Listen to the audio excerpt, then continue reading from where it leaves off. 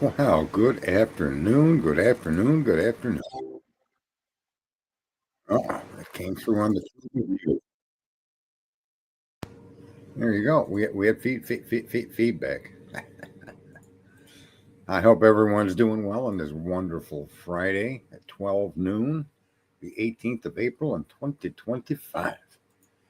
I figured I had some spare time and I would jump on here and just see what up and try to send a message to the father of a sadly and surely undeserved passing of his own child in that horrific Idaho 4 case. Let's see here. Let me bring something up here on the boom. There we go. I got to turn the volume down. Over on X, I had to check it out. So we got some comments over there. Good afternoon, Delby Rush. We got Steve W. 6SO. So for the few, I don't really suspect a massive influx here. Maybe the title will tease people to come in. Maybe it won't. And I hope it really gets to Steve if you want to know the truth. That's really the point of this particular clip. I think after the last 2.5 years, he's been outspoken. He's presented us with information, no doubtedly, that was given to him by the prosecutors, and that information, I think in the pit of his stomach, or I'm just going to refer to him as Steve, probably gets a little butterflies down there when he thinks about what he's actually come out and told us, and what we now actually can see to be truthful or false on what he's told us. And I wish I could say what he's actually told told us has been truthful. And unfortunately, Steve, what you've shared with us across these 2.5 years, as far as information showing Kohberger as the perpetrator, has all turned out to be false.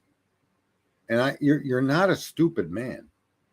I know. I don't doubt that you, when you go back, and if you don't remember the words that you used, when you go back into the times that you made appearances and just listen to the things that you have said, and now listen to the acquiescence, the admittance by the state that these are not facts. And I've got a small list that we need to cover, because it's rather shocking that these key points, for whatever reason, aren't having any effect on you. But these are the exact points that you conveyed to us meant and would prove Kohberger's involvement. And I just find it tragic. Let me also qualify what I'm going to say. In as much as I have a daughter, I have no comprehension of what you and your family are living through. I can't connect to that emotionally or any other way. It's just not possible. I don't know what it's like. I know what it's like to hit my thumb with a hammer. I'm sure you do too. We can relate on that. But as far as the tragedy that you and your family and loved ones are suffering, I just can't relate to that. I just can't. I don't know. But again, I also want to point out that you can see information just as clearly as we can. And when the information you've supplied to the public that we have to know came from the prosecutors and given to you, and then you conveyed as little of it as you could, but enough of it to stand your ground on Kohberger did it because of what you were told. I'll give you an example. The stalking, Brian Kohberger stalking any of the victims, has been completely disproven by the prosecution itself. That's not me saying it. That's not Ann Taylor saying it. That's the state of Idaho that charged this gentleman with this horrific crime that you're a victim to. No doubt about it. So the narrative, and even Steve, the entire probable cause affidavit, they admit is not true. This has to be concerning to you, and more importantly, concerning to the American public, under the simple thing that combines us all into one. I don't, factually, I don't need to relate to the feelings and the tragedy. I just don't. What brings us common ground is the United States under the concept of innocent until proven guilty. And up until this point, Steve, I've never heard you go or deviate from the fact that Kohberger was guilty. And you never deviated from that point of view. Fair enough, because you were close to the investigation as a family member, as you should be. All I'm going to ask that you question is what the state's doing and what the state led you on with, because clearly they've led you on. I can make another example because I'm not trying to make a lie. Let me say this also in the very beginning. I am not monetized, and I never will be monetized. I'm not doing this to be build up popularity or get hits so that I could get money. I have none of that. I don't give a fuck who likes me or don't like me, Steve. That's not why I'm here. I try to instill in people the concept of thinking, not believing. You're in a very unique and tragic situation where all you have is hope and you're trying to believe that the right thing is going to get done. You have to put your trust in. It's completely out of your control what happens here. I completely can relate to that. And I think it's almost tragic that, man, that some of the things we now know about this particular crime are completely false. For instance, as I started with the stalking, completely false. None of those travels that he took during those nights, those 12 previous trips, went by the home that your daughter resided in. As a matter of fact, they even admitted in the beginning that on the night of the actual crime, his route of travel was consistent with the last 12 previous trips. So we know this is what they're telling. That's what they told us in the PCA. Now we know all 13 trips exclude being around the property on King Road. All 13 of them, Steve. And I'm not suggesting you don't know this. Well, I guess what I'm trying to do in this message is get you to come to terms with what you now know versus what you've been told. Because I think that you would have more of an impact than idiot streamers like me talking about it to other strangers that may be just as idiotic as I am. So let's be clear. The first issue of stalking is not an issue. It does not connect Brian Kohberger to your beloved daughter or any of the other victims. Not even close. Yet that PCA was written in a very unique and creative way. Let me give you another example of their dishonesty to us as the public. And you should listen to a channel named Heather Fitzgerald when she covers the 7 lost minutes. The 7 lost minutes of Brian Kohberger are the 7 minutes of fact that his phone didn't go off the air until 7 minutes after the PCA claims it did. Now I'm gonna throw some numbers out and times out. I might be wrong, but my understanding is that it was 2:42 a.m. to something that they put in the PCA. And the fact of the matter is his phone stayed on the air and it can be tracked going south away from Moscow based on factual evidence that Ann is presenting to the court. So the fact that car that they're now tracking, that they now try to incorporate into other videos, Steve, can't be Brian's car. It just can't be. Is it a white Elantra? Possibly. But it can't be called Brian Kohberger's car because Brian's Kohberger car didn't go in the direction of the car they claimed headed to Moscow. If that car heading to Moscow that they say headed that way when Brian turned his phone off at 2:42 a.m. or whenever that time was, is false. His phone remained on until, I don't know, Heather's got the exact times, but for 7 minutes more, that phone was on. So the statement of the PCA that my experience is that criminals turn their phone off to mask their location, and that it was at that particular time where they picked up a white car that they then claimed Was Brian's that turned off his phone is a straight up lie, Steve. Straight up lie. So whatever car they were tracking was similar to the car that Mr. Kohlberger owns. And that's where it ends. And let me just say this too. I think you know these things in your gut. I literally think you know this, Mr. Goncalves. Now, another issue here, and you're the one that brought this up, Steve. You'll remember this. And these are really devastating. If I were the father, man, I'd be so devastated knowing this. Was it a year and a half ago? Was it a year and a half ago, Steve, or 2 years ago? Where you told us that they have the capacity to examine electronic information in ways people can't even imagine? That their ability to track and identify and understand electronic data, they have software and programs that'll blow people's minds? You did come out and tell us this, Steve. And guess what? Now we know that there's absolutely zero connection between Brian Kohlberger and any of the victims, electronically or otherwise. Fully confirmed now. Now, I just, man, I feel horrible that the state told you these things.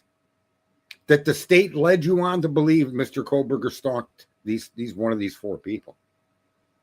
Okay?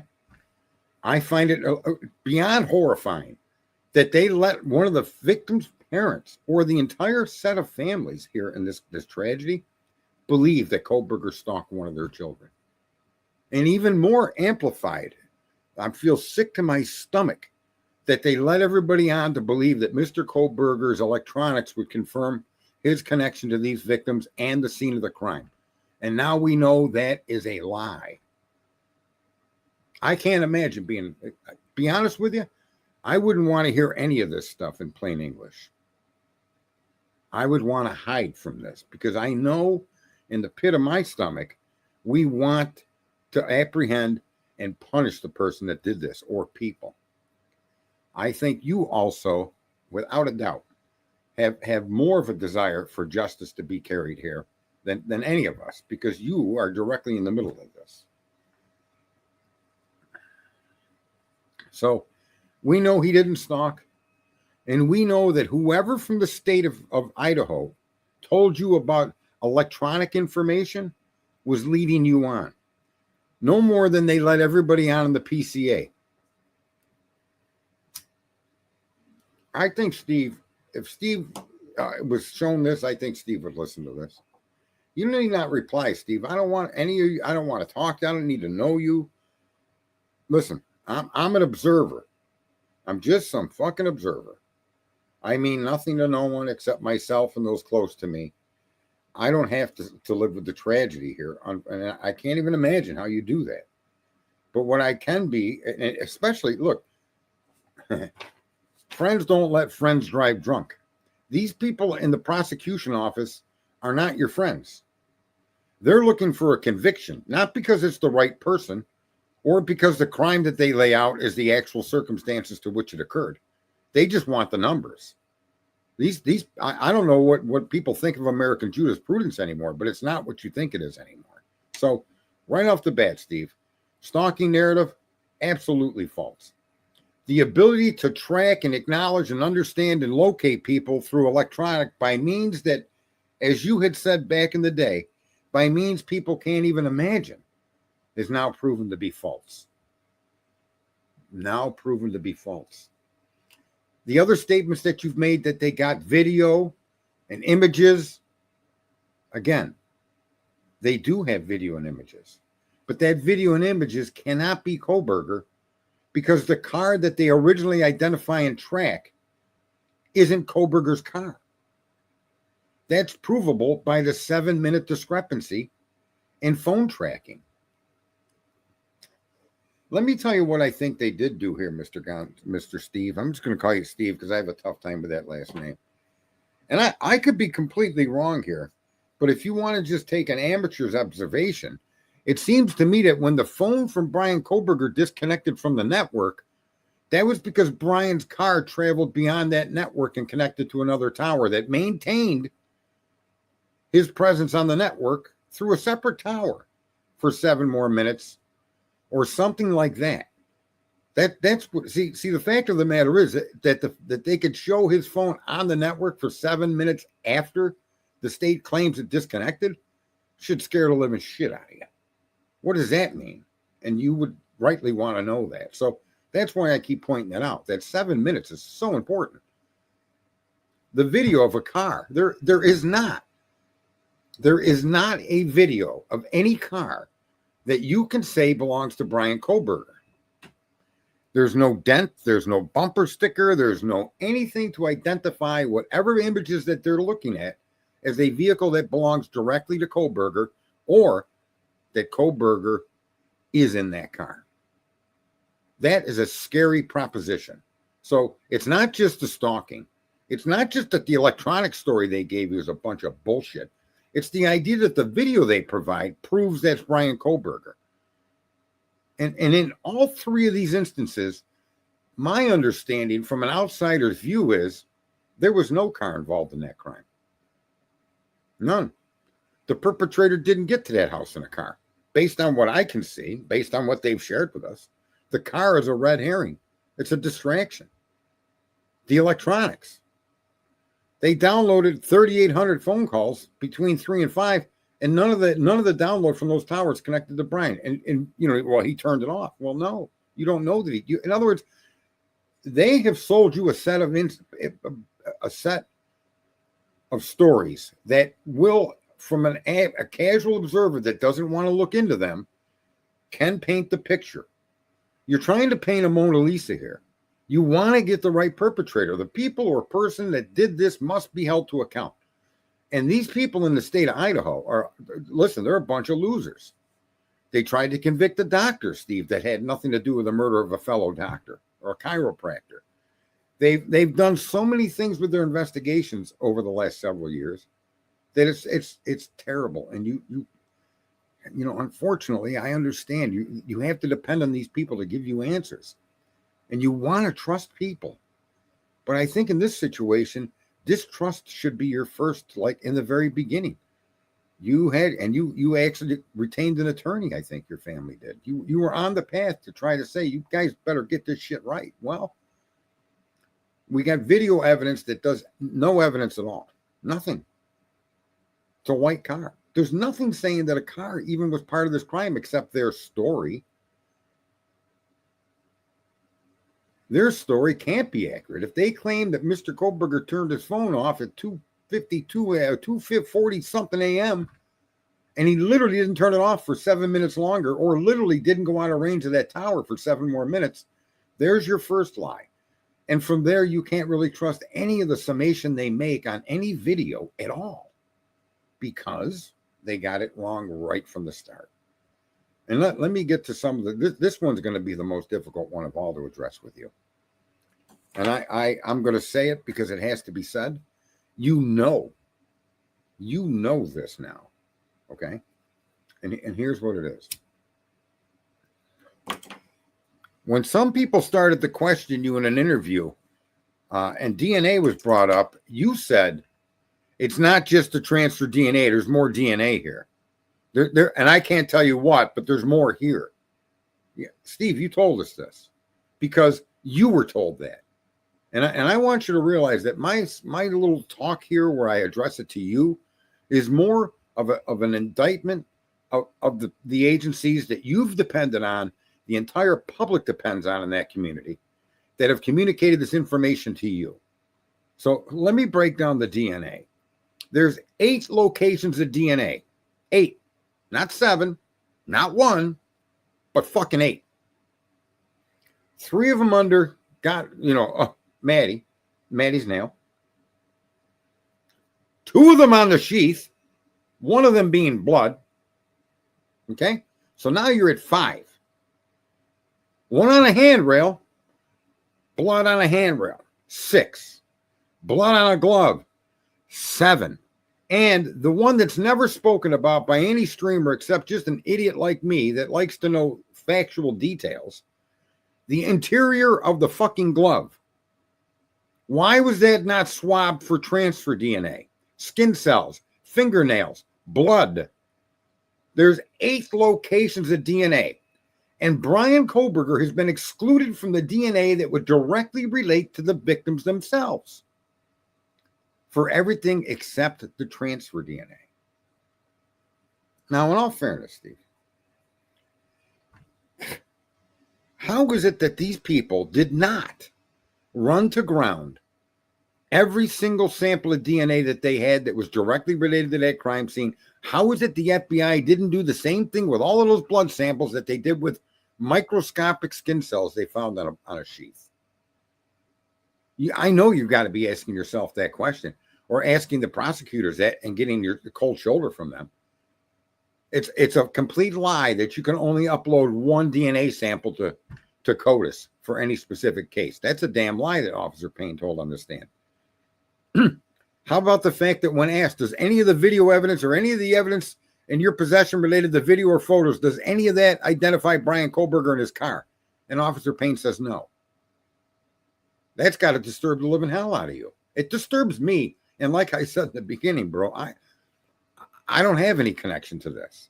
I'm just some asshole American that wants to see the person that did what happened in that home to your child and the other families. I want to see that person strung the fuck up. And if it's a bunch of people, every fucking one of them needs to be strung up publicly. It should be on fucking TV, because there's no reason to treat and do that to another human being at all. Even during war, you don't do shit like that. So yeah. And I would be completely content to see that kind of an execution with Mr. Brian Koberger if I didn't have all of these falsehoods from the prosecution. They sealed the case. That should have been your first concern. This is not national fucking security. You're not trying to keep a secret from Russia or China. China. Okay? Sealed the case? Why? So they could hide the work of the FBI, which is in fact what they did. And the FBI themselves never said Brian Koberger was the perpetrator. He was a person of interest. And then the gumshoe work that went into establishing Mr. Koberger as the perpetrator has now all been shown to be fucked up from the floor up and from the floor to the moon and back.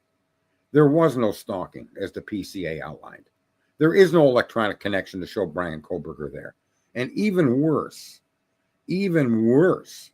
there's nothing to connect Mr. Koberger to any of the victims in his home in Pennsylvania, in his apartment in Washington, in his office in Washington, and in the said Hyundai Elantra they claimed was part of this crime. Well, Steve, how do you suspect you couldn't find any single microscopic piece of evidence in a car that was part of this crime, unless the car wasn't part of the crime? Now, I'm not arguing that Koberger is innocent. This I want, and maybe I'll probably get to the end here. I'm saying that he's innocent until proven guilty. That's exactly what you were talking about in the very beginning of this. That's exactly why you guys retained a lawyer to protect your right to sue. I think if I'm remembering correctly. And you need to start engaging that right. No stalking, no electronic connection, no way to connect Koberger to that home during them particular times. Everything in the PCA is a fucking lie, and there's no DNA connecting him to the murder. And let me just say this too, just so you know, Steve. Every single transfer DNA case that's appealed, every single transfer DNA case that's been a conviction and then appealed has been overturned because of unidentified male DNA within the crime scene related to the actual crime. Blood on a fucking knife sheath relates to the crime. DNA under a victim's fingernails directly relates to the crime. And these cases get overturned. These things matter.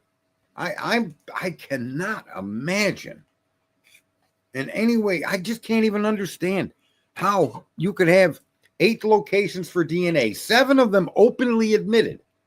The 8th one is an observation from just me, the interior of a glove. That would be, to me, Steve, if that buckle, if that snap on that knife is in fact brass, If the snap on the sheath is brass, they could never have extracted a DNA sample from that sheath button. The button snap could never, ever have provided a DNA sample, because if it's made of brass, it's over. And they never turned the sheath over to a lab. They turned in a buccal swab or a cotton swab. Listen, this is just so many fucked up details that keep on everything they made us think happened here.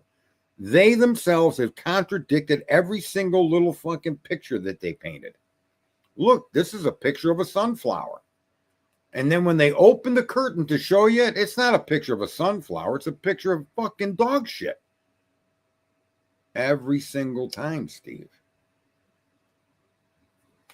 If there is some direct evidence, and I think Bill Thompson just admitted this in court, if you take away the transfer DNA, there is no direct evidence connecting Bryan Kohberger to this crime. That should terrify the entire nation. That your skin cells can be used against you. Skin cells to which you lose 5 billion skin cells a day. 5,000 skin cells like a minute or something, or a second. It's crazy. And yet, that's all you need now to convict somebody? Let's reverse roles, Steve. Let's reverse roles. Imagine if your daughter was accused of a crime and she was still here with us. And what I'm sharing with you is just verifiable fact. You would be beside yourself trying to save your daughter from this prosecution. And I would be right there screaming with you. Okay? Not because I'm arguing your daughter was innocent of this, but because of your daughter and my and everybody's constitutional liberty granted to us by God, right? That there needs to be evidence. You accuse this kid of stalking. You accuse this kid of being connected to this crime by electronics. You accuse this kid of being on video. And you told us that there was only a single source of fucking DNA at this crime scene. And all of those are lies. Hell no, bro. Hell no would you sit still for that if it was your daughter being accused under the same circumstances by the same jerk-offs that are going after Kohberger. We need to know the truth here. Where is the single piece of evidence that says, aha, we got you, Brian? Where is that, Steve? Why do I have to go into like a church, religious, spiritual kind of way in my head to fucking believe what you're telling me? I shouldn't have to believe what you're telling me. If I tell you 1 + 1 is 2, I should be able to put one apple, and then now you got 2.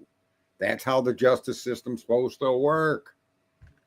And I got to believe he was stalking for 2 years to find out that's a fucking lie? I got to believe you got him electronically because the father told us that you guys had secret software or some special way to track these things? That's a lie? Not by you, but by the state to you, Stephen. That you got him on video? That's a fucking lie. That you got his DNA single source? Well, that's a fucking lie.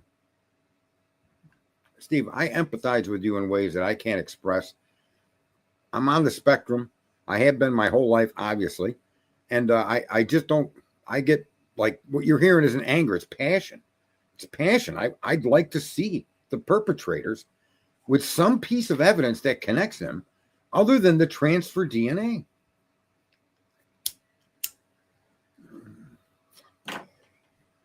I just don't, our justice system, and I know you know this, Steve. You're not a stupid guy. You didn't grow up in some fucking Ivy League school and hide out in the fucking office somewhere in some fucking building making a paycheck. Okay? You came into the world and you did what you've done and you've lived your life and you're about a bit more street smart and understanding of how the systems work than most average people do that just bring their kids to a soccer game and go home. You and I both know that there needs to be a piece of evidence that connects Mr. Kohberger to this crime directly, not inferences or ideas or theories. He turned his phone off the mask. In my experience, 15 years experience on the force, criminals often turn their phones off to mask their location. You can't accept that when the guy, they'd be like me saying to you, let's say you've never committed a crime your whole life. Who the fuck is that cop to impugn that kind of behavior on a human being that's never been arrested for a crime? He is not a known criminal. So if Brian Koberger's phone went off the network or he turned it off, that's no different than if you and I do that. Why should you view me or you or Brian as a criminal?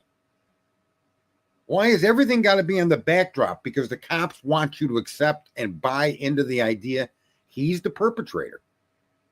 But their investigation can't prove he's unless you believe, unless you set aside reasonable thought. Why aren't these other 8 locations? Why is blood not identifiable to a person, but a skin cell is? I don't understand that. And I'm a busy guy myself. I don't really know how to figure out why one is better than the other, but it's like common sense to me. A blood sample seems to be the most common, most effective, and the most positive way to identify DNA. Skin cell, transfer DNA that floats through the air everywhere you go. You're carrying other people's DNA as you move through the room. It's unavoidable. I am just personally traumatized that the families, especially you, because you come out publicly, are riding this wagon with these prosecutors, and the wheels are falling off.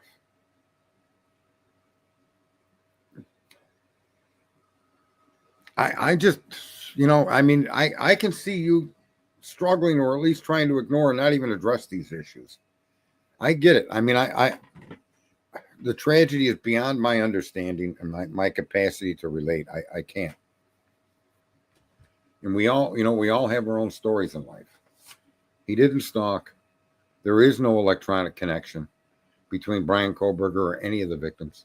There is no evidence in anywhere, any shape, and any form for any frequently associated location of Mr. Koberger.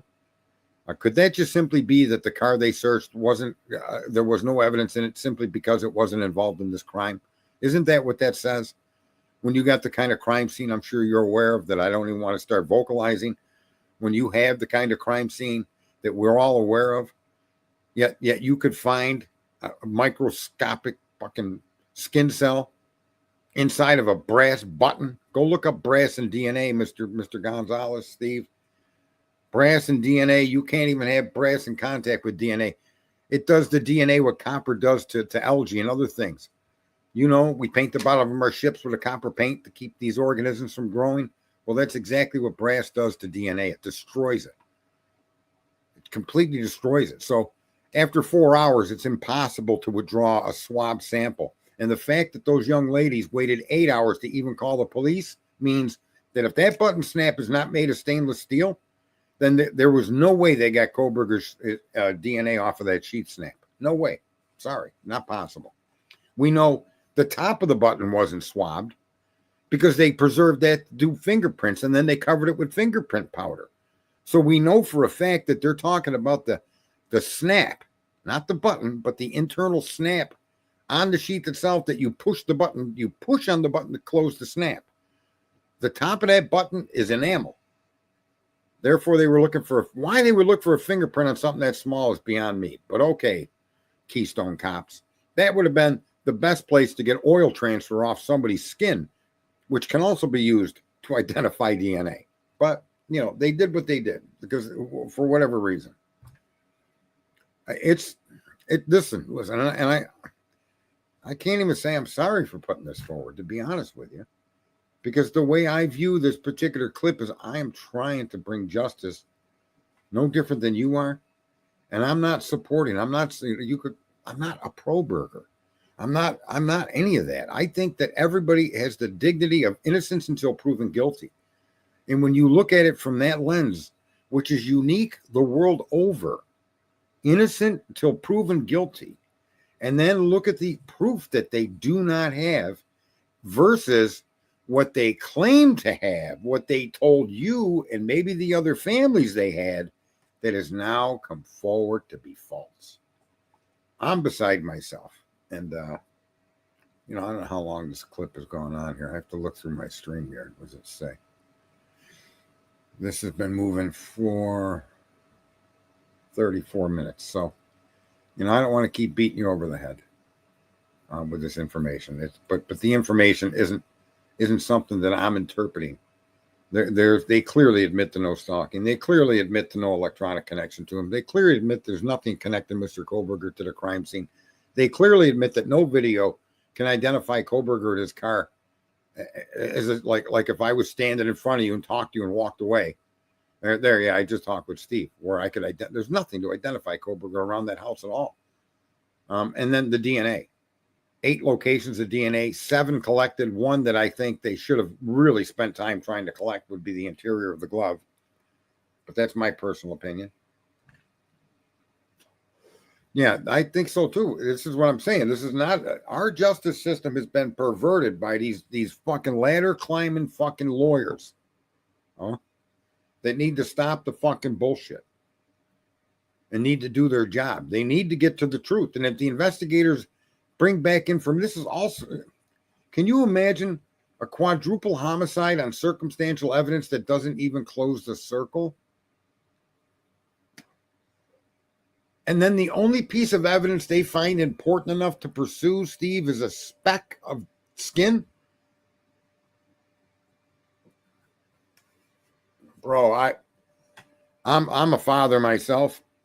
And if they tried charging me or my child based on this information, and that's the hardest part right now that you need to do, Steve. I know you lost your child, but turn it around. If your child was being accused of committing this crime with this data, would you support her prosecution and execution? And I think the answer is going to be fuck no. And it should be fuck no. That doesn't mean you think Koberger's innocent. It doesn't mean that at all. And that's hard for people to wrap their head around. I am fucking nuts. There's a trillion fucking ways Koberger could have done this. And the one fucking idiotic way he couldn't do it, the cops seem to have assembled and presented it as an accusation that he did do it. I mean, what the fuck is that all about? Unfucking real. The only image I've seen that can even come close to identifying the car, and I'm going to tell you, the FBI agent is going to agree with me. It's in the images that says make model chart number 3. Whether these images are allowed in court or not, this image shows an 11 to 13 Hyundai Elantra, or if it isn't an Elantra, a very close make model of Elantra. And I can conclude that because there's no reflector light in the white part of the bumper. Every vehicle from 14 forward put the reflector light in the fucking bumper cover, the white painted cover. 11 to 13 uniquely put it in the air spoiler down by the license plate, which is black. This car has no light, no reflection, no nothing on that rear bumper corner. Picture number 3 from make and model chart number 3. There's no way that can be anything but 11 to 13. And I think this is why, whether they're using that image in court or not as evidence against Brian, I think that's the image that FBI relied upon to say he's more comfortable with the 11 to 13 than he is the 14 to 16 determination. So, my God, Steve. How can they tell us all these falsehoods? How could they say them to you, the father? That offends me. That offends me in ways, and it should offend others in ways that's just obnoxious. He stalked these kids. They knew that was untrue, and they put it in the PCA. That's why they avoided using the word stalk. They painted the picture of stalking. They also knew that Brian Koberger's phone remained on network longer than they claimed in the PCA. And why did they do that? Because they wanted to say that the car that they were tracking, that they can prove on video, that they have a video image of, okay, at on or about the time they claim his phone went off network, that's why they lied. Because that car was heading towards Moscow.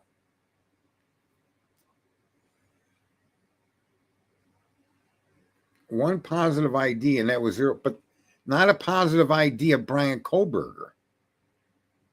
There is no positive ID for Brian Kohlberger, Kimberly.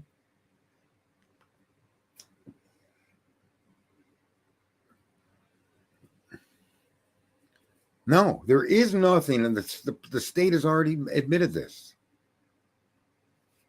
On the reflector, no, it's got nothing to do with license plates, IME. A question, if they relied on the reflector from the bumper, does that mean the car did not have a back plate either? No, because in the image, you can't see the full back of the car. You see the back of the car at an angle, and the angle that you see it from, if this were a vehicle with a reflector in the rear corner, you would see it. It's a positive ID for a make model car, not a positive ID of Brian Kohlberger. They have one video that clearly shows a 2014 to 2016 video of a car of 2014 to 2016. We're not going against the victim's father, Kimberly. I don't understand how you could did you even listen to this? Are you in here to listen, or are you just in here to be an annoyance? Why are we going against the victim's father? Well, the victim's father supported the arguments that they were being stalked. The victim's father was told that there was electronic connections between Kohlberger and the victims. The victim's father came forward and told us they had video on them, as was conveyed to him. And the victim's father was told there was more DNA to connect Kohlberger to this crime. And every bit of that's a fucking lie they told the father. So this isn't me going after the father. This is me going after the state of fucking Idaho for misleading this guy, where his child is the victim of a horrific fucking crime. And he's been told all of this shit, just like we have, for the last 2.5 years. That's why they're making this video. This isn't about going against Steve. I'm not attacking the parent or ridiculing her. I mean, fucking listen with your ears and stop trying to ask the next fucking stupid question. And you could be a follower on here from the day I opened this stream. I don't give a fuck. Think before you speak. Unfucking believable, man. How can you tell the parent all of that shit, and now you're in front of a fucking judge and all of that shit's turned out to be false? It's just crazy. That matched Brian's car, but that still doesn't make it Brian's car. What did they say? There are 22,000 Elantras in Idaho. There's going to be Elantras all across the spectrum year to year. But again, it cannot identify Brian Kohlberger's car. Just that it's a 14 to 16, which he happens to drive a 15. And it was 0.3 miles from the crime scene. But again, the whole argument that a car was involved, how can anybody trust that any car was involved in this? This is what I don't understand, folks. Listen, I'll make this argument. The stalking story, false. The time his phone went off the network, false. The direction his car was driving, false. 2, the electronic connections between Kohlberger and the crime scene. We were told early on about routers and other things that will show Mr. Kohlberger's presence. Completely false. Video evidence that shows Brian Kohlberger's car at or near the crime scene. Unverifiable video. The video cannot confirm that, making that argument false. The argument that there was a single source of DNA on the knife sheath, absolutely false. There was blood on the knife sheath. Not to mention handrail, glove, under her fingernail, and a footprint outside of Dylan's bedroom. That's 9. All of this stuff that they've been arguing and telling the public is all false. This guy's living in what they call the Stockholm Syndrome. I understand where Steve is stuck. Imagine being the survivor of a loved one, child, wife, brother, cousin. And so here's the thing. I don't need to know how it's coming across. I listen, that's exactly why I'm out here doing what I'm doing, Kimberly. I don't give a fuck what these empty-headed people are coming across with. Steve he's a smart guy. I can relate to Steve in that I see a lot of the construction background and maybe some of the craziness of when we were young and the fighting and the nonsense that young men grow up and become men went through in my generation, which isn't that far away from his. And I'm just saying, with this kind of shaky evidence, with this dishonest display of data being given to the family members, I find that horrible, man. And here's the thing. If there is one solid piece of evidence that makes Brian Koberger the perpetrator of this crime, why all of this fucking horse shit? Why all this fucking bullshit? Why was Steve coming out telling us he was stalking him and that there's going to be electronic data and they have a means and methods that we're not even aware of that shows that? Why was Steve, he was told this. Steve didn't make this shit up. So I want people to, even you, Steve, I'm not accusing you of anything. You're just conveying what you've been told. And I'm telling you that if you pay attention to these hearings and what that fucking crack of claws Bill Thompson and his little elf there, what's that woman's name? That Jennings? No, not Jennings. What is her? It might be Jennings. I guess she's the alpha crack of claws as far as I can tell. But come on, man. Transfer DNA, a microscopic speck of fucking transfer DNA on a brass button. And I challenge you, Steve. Find out if the knife is brass, if the button snap is brass. If it is, now you got a real argument here as far as if that the identity or whatever they swabbed, if they even got it from the knife button. Ashley Jennings, thanks, folks. Yeah, and I don't know. People I think interpret my passion as anger, and maybe it comes across that way because I'm using a microphone, but it's not that at all. I feel pained, not for Koberger. Let's be clear. That's a totally separate topic. I have no feelings for Koberger, but I do have empathy when it comes to the families, when it comes to the state of Idaho, telling them all of this shit. And then I wouldn't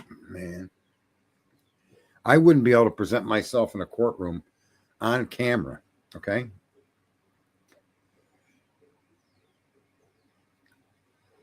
It's DNA. There you go for looking at it. I know that, but it starts to degrade immediately, Fox. And after 4 hours, it becomes a completely unusable sample. That's what makes brass so damning to DNA. And that's why that's an important point.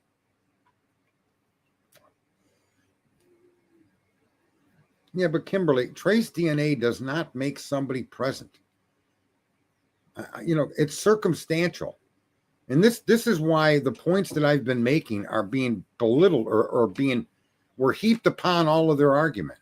It's because blood at a crime scene, my firearm, my gun with my fingerprints on it at a crime scene where a shooting has occurred is circumstantial evidence that I was involved. I don't know how people can't understand how simple that is. My DNA, my firearm is circumstantial evidence. You then have to show that I was there, that gun was in my hand, and I pulled the trigger, okay? Now, pulling to the trigger really is obvious because there's a victim of the gun. But you must put me in that crime scene beyond a reasonable doubt. And they can't do that here. You have nothing but some concocted story of a stalker that turned his phone off. Both of those arguments are a lie.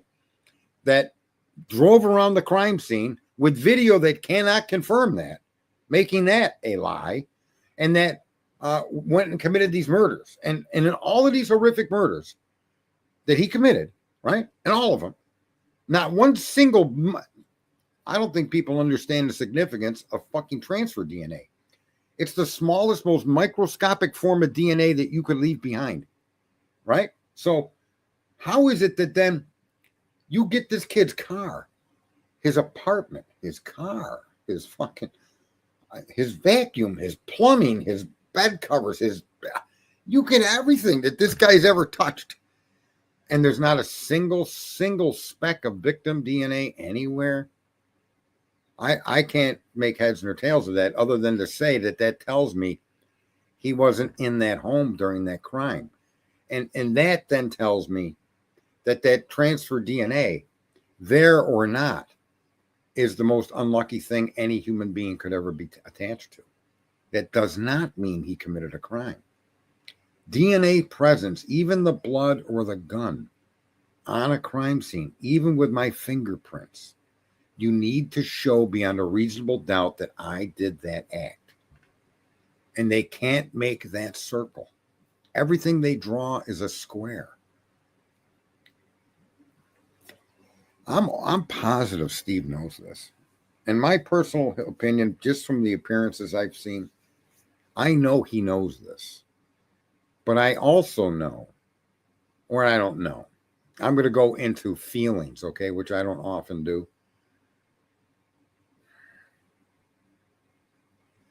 William Tardy, one was, well, I don't know if they did that. I'm not going to get into conspiracy theories. I don't even argue that that's not his DNA. I just don't think that people understand what the DNA means. They think DNA is a conclusive evidence that he was involved, and it isn't. It's not even close. It's a suggestion. So it's a suggestion, folks. I can suggest the girl that I just banged is pregnant. Well, you know, you need scientific data to verify that, right? You need some biochemical reaction within this woman. Something has to start happening.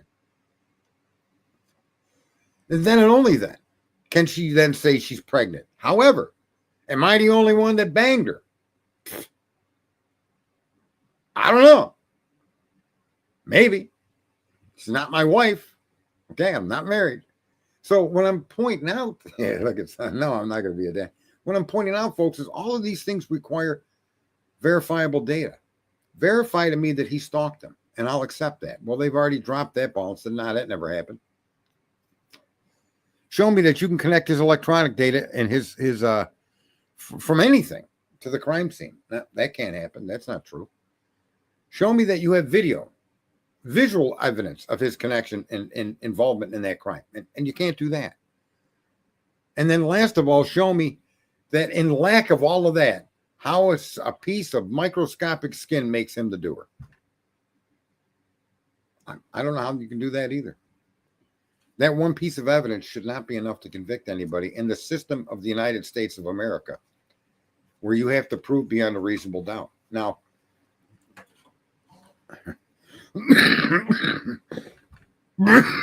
in all fairness, I said this many times. There's a trillion ways Bryan Kohberger could be involved in this crime. There's a parking lot 850 feet away. Bryan Kohberger could have parked his car, could have got dropped off. There could have been someone else driving his car. And he could have went to the crime scene on foot. Maybe somebody drove around and dropped him off and picked him up. I don't know. See, the problem is there's nothing to substantiate any of these arguments. And this is why I'm doing this, folks. I can also make up another theory. Look, when they saw two white sedans near WSU and they decided to follow this particular car, which wasn't Brian's, how do we know Brian and this person didn't change their cars? How do we know Brian didn't turn off his phone and park his car and get in this other white sedan? We don't know. See, those are things the investigators are supposed to look through. They're supposed to look at any and all ways and any and all potential perpetrators into this crime and then show solid factual data connecting that person to the crime, not just by a DNA sample of microscopic skin or even blood. You still have to build the case that these people had access to the house. They were available to be in that house. They were in that house. And I don't see how that they can do this with Mr. Kohberger. What up there, Albuquerque? From what we know, hang on, I got to go back and look at something. Click on my mouse.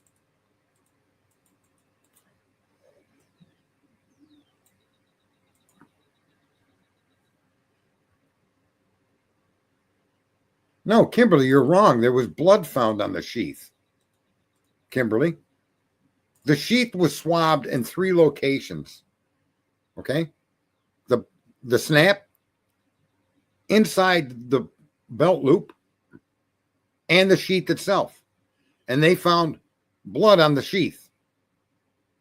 So there's 2 DNA samples on that sheath.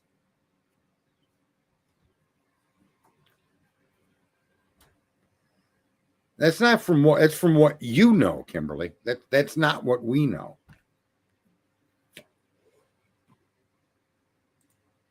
Yeah, I mean, you can make a story in your head to believe, but it can't be based on fact, Kimberly. Anybody can decide that all of these lies are truths and decide, yeah, this guy did it. And sadly, that's what I think they've done to the parents, because the parents have really no other outlet for information. None. And that to me as a parent is just, that's insane. Okay.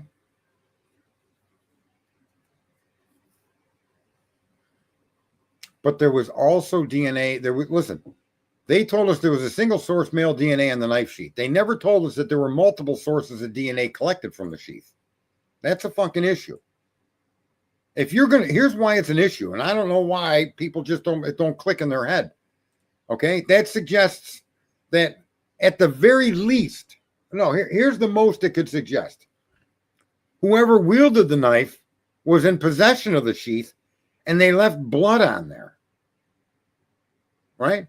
And possibly they got the sheath from Brian, or were in direct contact with Brian, be it in his car, or be it in his school courses, or be it in his apartment complex. In other words, if you're going to make an argument which DNA means more, certainly the fucking blood sample means more and is more indicative of the person wielding a weapon and getting hurt.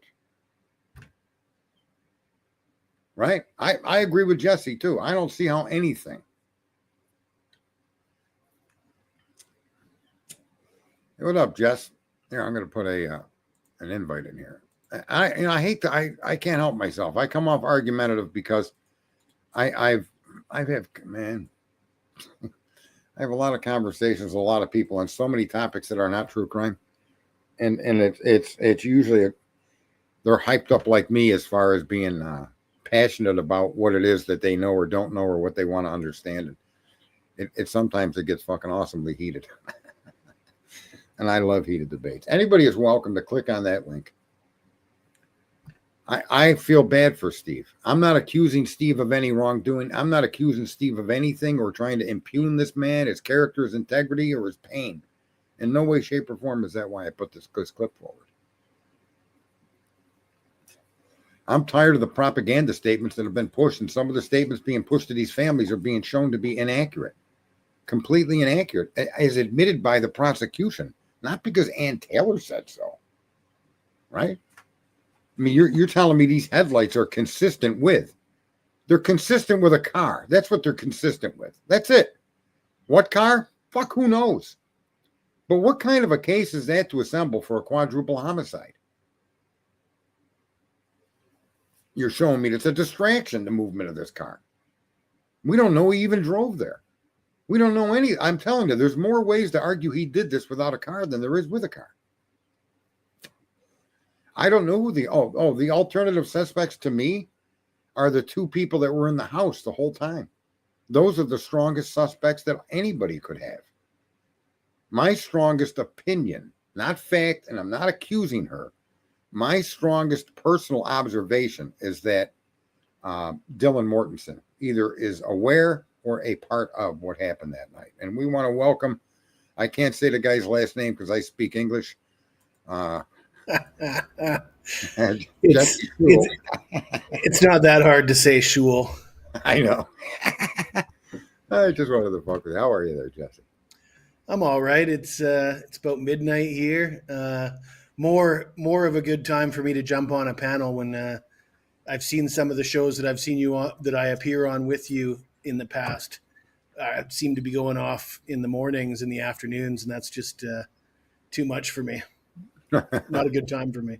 So someone asked who are the two alternative suspects, and I say they're Bethany and Dylan. They make the most sense. Dylan for sure. I mean, I listened to the 911 call again this morning, and as I'm listening to it, very performative. I really honestly believe that they were putting that on, and I think everybody on the call was involved. That's just what I hear when I hear that 911 call.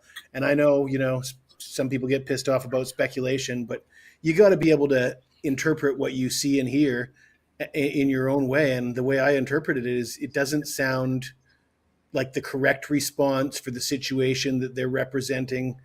That they're representing. I mean, they're calling 911 for somebody who's drunk, but they're not behaving the way that they're supposed to behave if Well, that's what they're doing. the fact that Dylan Mortensen had the peace of mind to make the statement that some man was in their house at 4 a.m. is very incriminating to Dylan.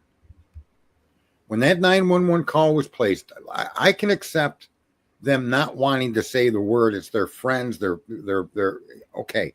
You could use the word unconscious. But the minute she pipes up and starts talking about, can I tell you what happened last night at around 4 a.m.? There was a man in our house. Right there, you're under arrest.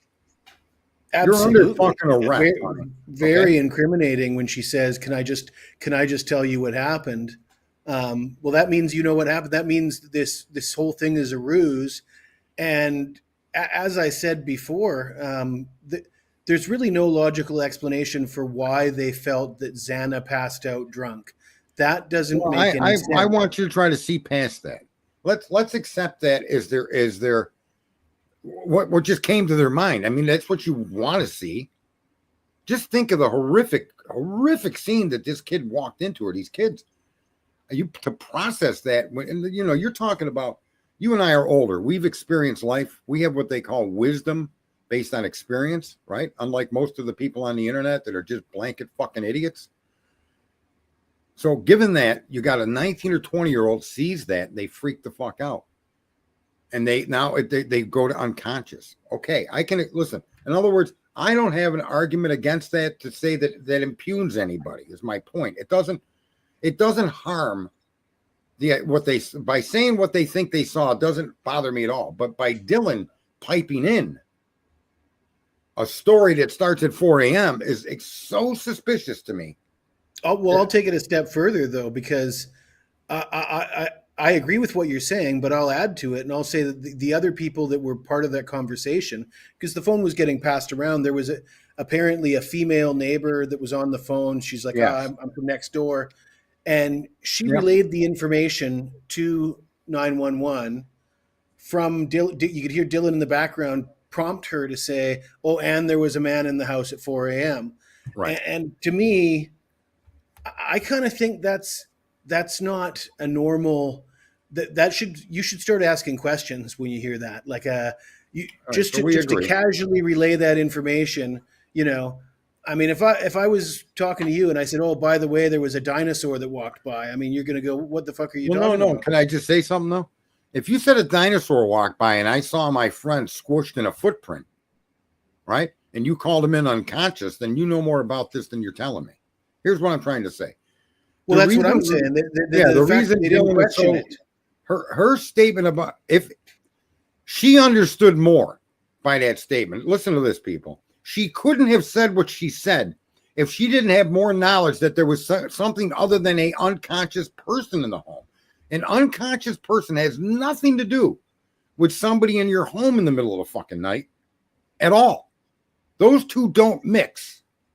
So when the statement of unconscious is being presented and she interrupts to tell her story, what she's letting you know is she knows there's more in that room that they witnessed or she witnessed or knew about.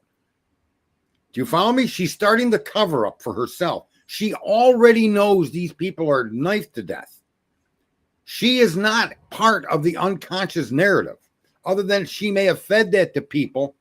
But then her statement tells me this girl knows a lot more than she's letting on by coming out with this 4 a.m. in the morning statement.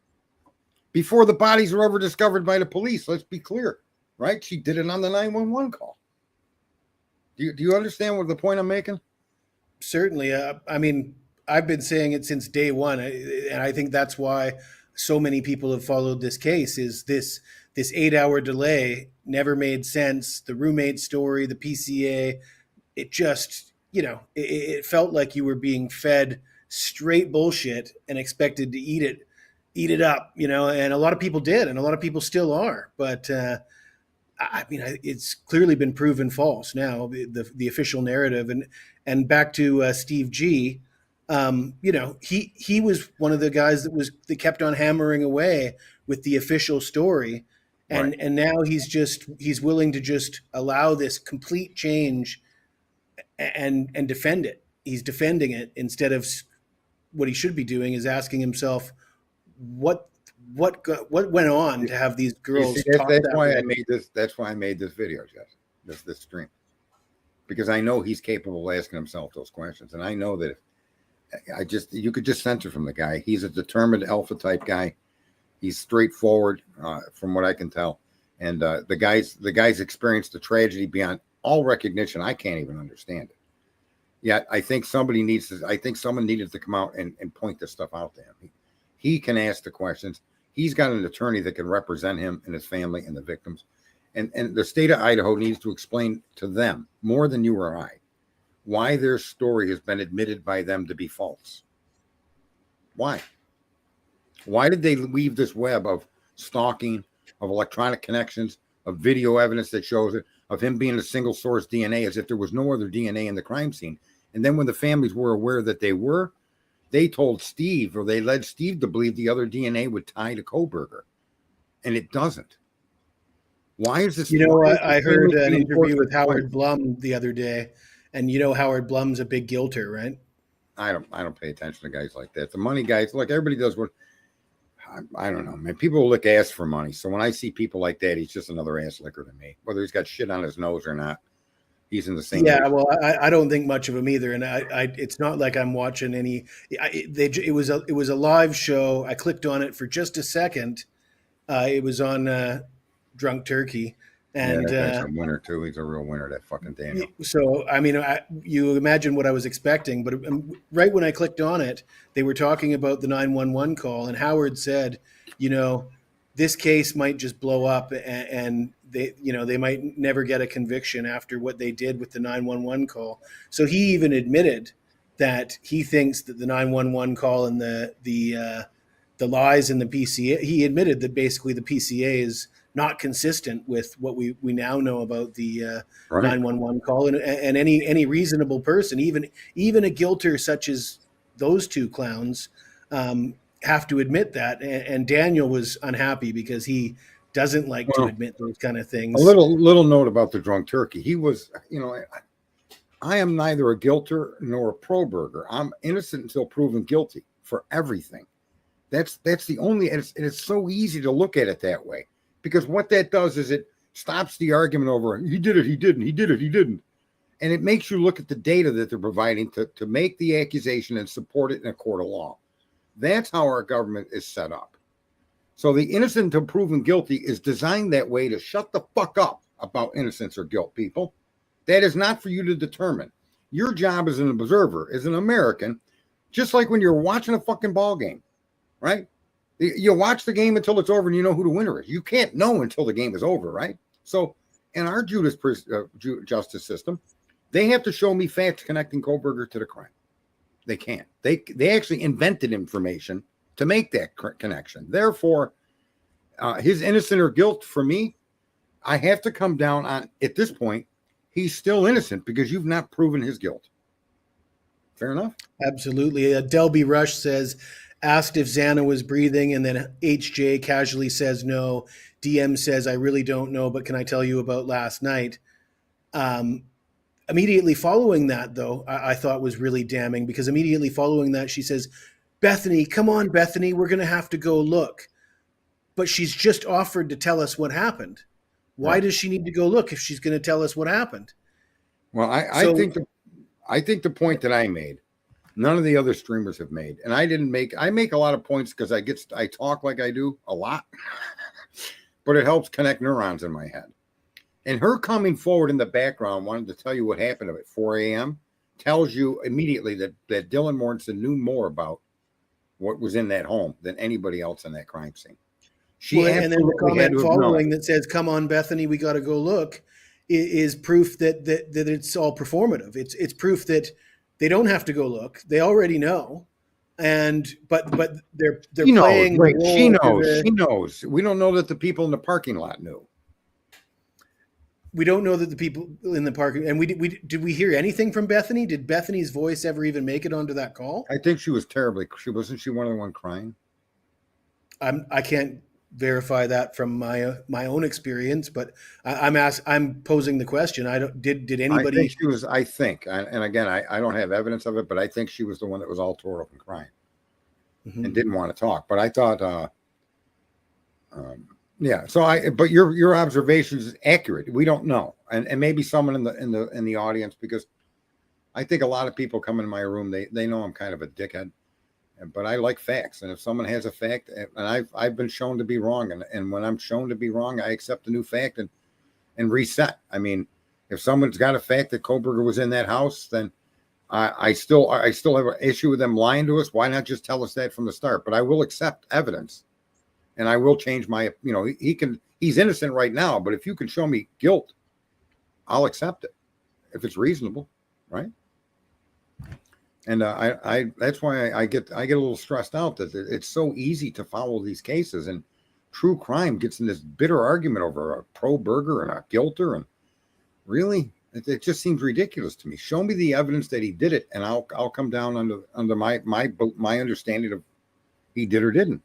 I think for a lot of people, it's a business decision. And I think for Daniel, it was a business decision. He felt that he was going to get more viewers if he took that side, because he didn't start out that way. He started out sort of at least giving us the indication that he's objective about things. Correct. He started in the middle, and he actually made some points that Koberger's evidence was deficient.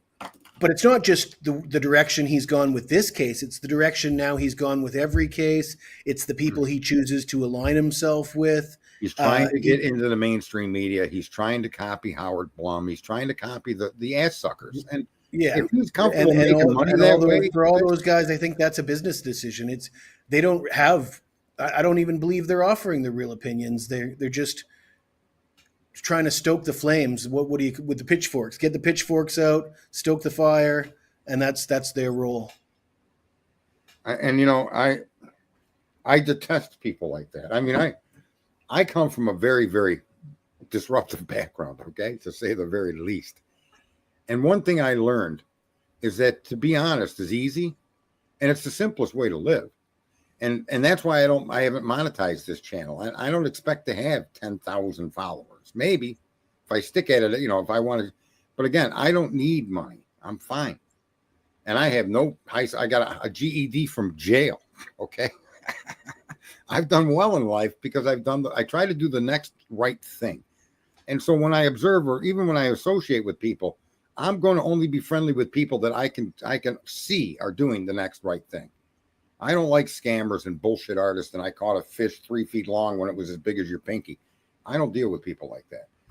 And true crime for me is just a hobby. The business I'm in of betting on sports is far more lucrative than true crime could be, in my opinion, for myself anyways. So this is just something I enjoy doing, and a curiosity that I have, and mostly focused on this case. I followed the Karen Reed case a little bit. I followed the Delphi case a little bit, because those were also just absolute shit shows. But still, Idaho 4 takes the cake for all of them. I think I want to revisit, if you got a few minutes, I want to revisit what I see about Dylan that makes me say what I say. And it starts in that phone call with her immediately offering up someone else's involvement, right? Then when she communicates with the police, I don't know how people used to deal with, when you first experiment with lying as a kid, right? Someone else did it. It might even be your imaginary friend, but everything you say is to address someone else's involvement and obfuscate your involvement. Fair enough? And so when she starts telling her story, I don't know what happened. I was drunk. I don't know if I was sleeping. I don't Combine that particular the particular statements with what she said during the 911 call. 911 call to me acknowledges she knows what happened, and everything else, and everything from there forward. When she brings forward a man in her home at around 4:00, and then she brings up all of her incapacitation and unknowing that anything happened, and that she saw some guy when she peeked out of her door and he looked right at her. Everything she's doing is to take herself away from being part of that. Even her account of how much she had to drink, because there's no proof of that, right? There's no actual receipts. We're just taking her word for it. And when you put that list together, that's an absolutely enormous amount for a young woman to drink. And but my view of that is she's distancing herself from being a party to that crime. Whether her partnership in the crime was pre-knowledge, did she invite Bethany back there with some other preconceived idea? We don't know. But in other words, if you want to make a circumstantial case against anybody, that woman has more information that can daisy chain to the end result that we all see. Well, if me and you were in Dylan and Bethany's shoes, I don't think we'd be. I call Bethany. You could be Dylan, bro. Well, I'd like to avoid either, but yeah, no, I don't think a couple dudes are going to wake up with a house full of deceased and come out of it smelling like roses the way they did. No, in all of her interviews did everything that somebody involved would do. And they gave you every reason in the world. First of all, the suspect she describes is like a needle in all of the world's hay. Not just a haystack, but all of the produced hay in the globe. There's a needle in there. That's her description of the perp, right? It's completely not her. But she does make the mistake he was about my height or a little taller. It was a little. So she does make some statements that, if you really analyze what she said, are pointing to her and her initial walk up to what she saw. And then all of this nonsense about being drunk and again, distancing herself, calling the perpetrator a man, all of these things. The other thing that connects her, in my humble opinion, and again, it's just an opinion, is that there's no argument of a forced entry into any of these rooms, not even into the home. I find that to be very strange. So you've got a movable object, which is a knife sheath, under the thigh and comforter of one of the victims. The location of that particular sheath says to me the victim placed it there, that they had that knife was never part of the crime. In other words, I don't believe somebody came in from the outside to murder these four people. I think what happened is a jealous rage was set off. And as you move forward through that house and you think that one of the occupants of the house had a jealous rage and confronted the people that they had this issue with, and this ensued, and to ward the person off, they flashed the knife, and that got taken from them, and then the violence was committed. I don't think anybody went up there to hurt anybody for death. And then the city of Moscow can't afford to have students involved in such a crime, and they have to cover it up and find an alternative story. Well, I think a lot of, like I said before, tunnel vision with Kohberger is that I don't know why people don't look at the two women. And Cluminati has reminded me of this, because I went through a divorce, and the things my ex-wife accused me of are so heinous I won't say them out loud. And I did none of them. I wouldn't even, it was unconscionable to me. Yet so my point is, women can be as vicious as men. And the other thing that really drives me nuts is, if I went into a home to commit 4 homicides, I wouldn't bring a knife. I'd bring a firearm. Not a knife, and if you did bring a knife, there's no purpose for having it sheathed while inside the house. I mean, especially if you arrive in your car, you take that knife, the sheath off. You have that bare knife as you're leaving your car, and the sheath stays in the car, because there's no point, even between your car. Say somebody tries to stop you from getting to your car. What point do you want that sheath on that knife? There's 0 point. Sheath has no purpose whatsoever. Listen, I'm a reformed criminal from 30 years ago, and I promise you that I would not approach a crime scene where I intended to even rob somebody with a weapon that was contained in a sheath. That knife would have been bare. That sheath would have either been attached to me on my calf or my belt, or it would have been left in the car, as you're saying. I would not enter a house full of people, and you had to know the house is full of fucking people. The parking lot's full, right? That's why I'm saying, the person that did this wouldn't be a typical, even a murderous criminal. When you've got 5 vehicles parked out front, that house it just doesn't make sense that some outsider would enter that. And then enter it. It's like Barney Fife used to carry his bullet in his pocket. Do you go back that far, Jess? Do you remember that show? I don't quite go back that far, okay. but I'm familiar. I'm familiar with the term.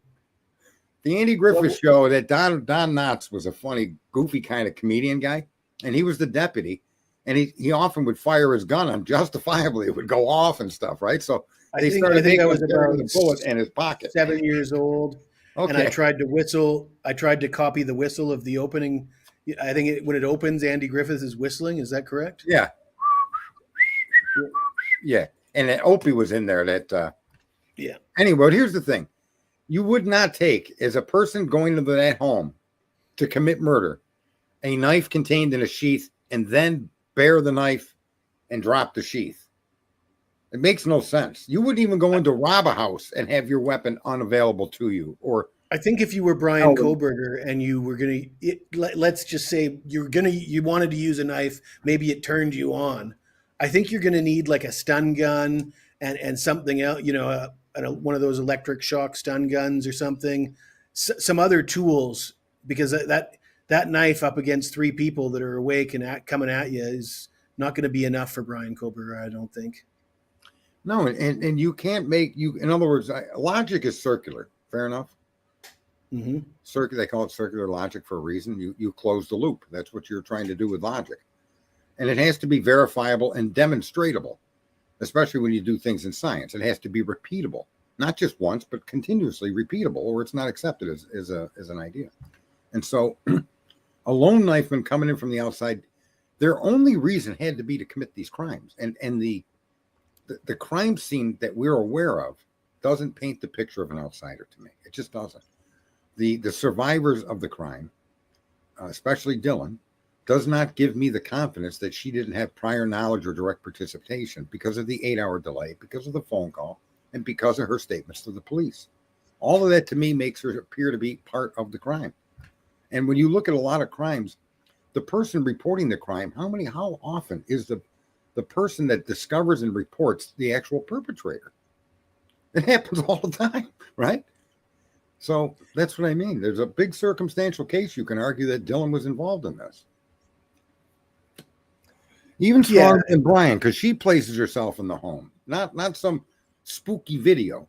She says she was there during these times. She says she saw the perp. In other words, you don't have to establish her presence. Okay? You just don't. She does that for you.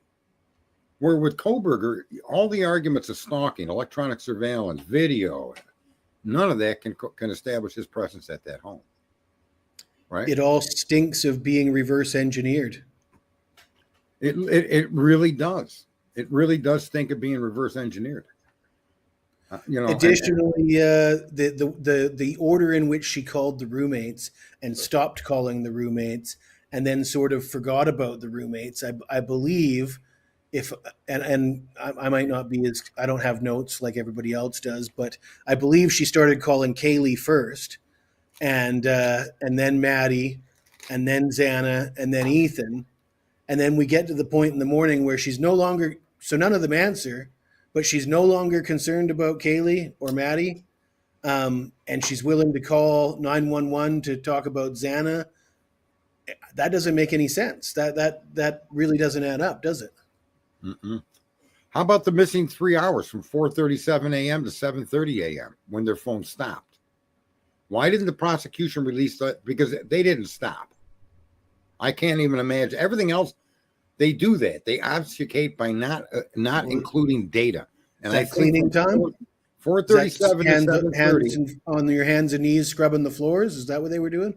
Well, I think from 4:37 to 7:30 in the morning, I don't believe that there's no communication at all from those phones.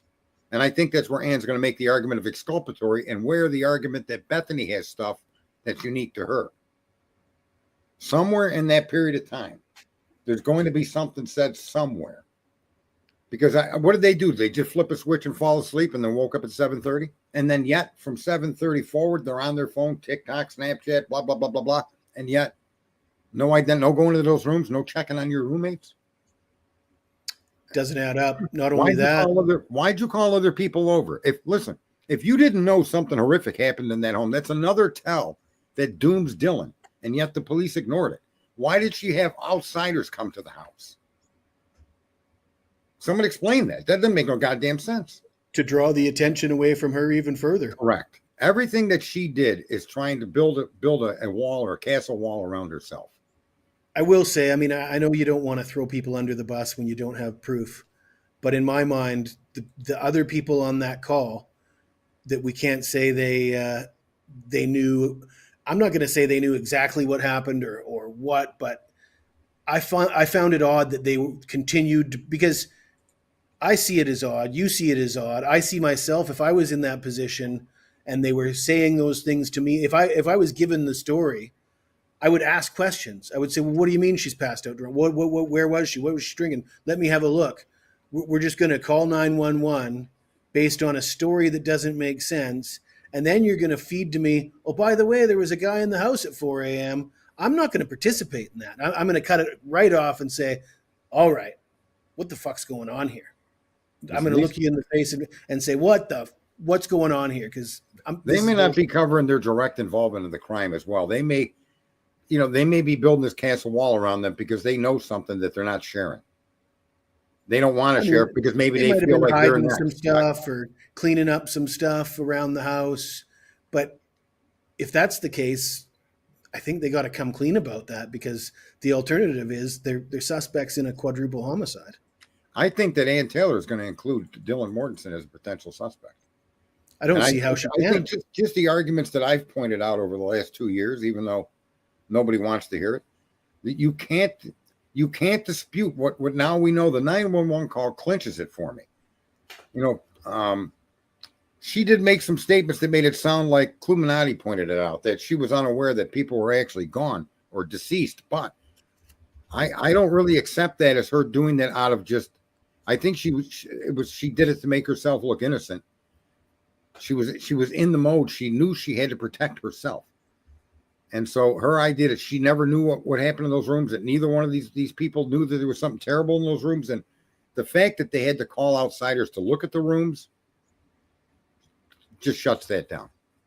I mean, come on, you afraid to look in rooms in your own home with people you know and party with and like or love, whatever your relationship is with them? You're afraid to open up their door? You need to call in Hunter? Yeah, nobody's doing that. And the other thing is, nobody's going to assume that their friend passed out from drinking in a college town where everybody's drinking. I mean, you read the list of what Dylan drank. She's the one that should have passed out from drinking. Yeah, she should have been the unconscious person they were calling on, right? Not the person out in the parking lot creating making a web. So even before the 911 call gets started, the premise of the 911 call just doesn't make sense. There's just no reason. There's no evidence. They offer nothing as to why because she didn't answer the phone. But we already know she called Kaylee, she called Maddie. They didn't answer. Did all four of them pass out drunk? So focusing in on Xana, it logically it suggests that this is a way to call 911, pretend we don't know what's happening, because if we have to mention all four of them, it suggests we know what's happening. If we just focus in on one and say she passed out, then we can pretend that we didn't know what happened. But they offer no reason why they would think that, how they could possibly think that. I mean, has Xana ever passed out drunk before?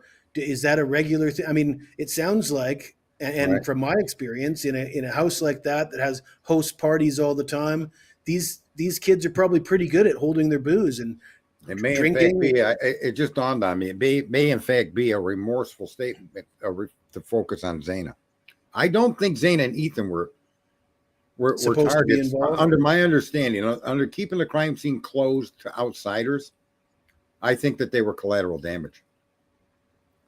I think the timing of all of this stuff with TikTok, the timing of the delivery of DoorDash, I think if you're going to try to paint a picture out of the unknown and keep it confined to the internals of that home, I think that they happened upon someone coming down those stairs, Bethany or someone Bethany knew, or not Bethany, Dylan.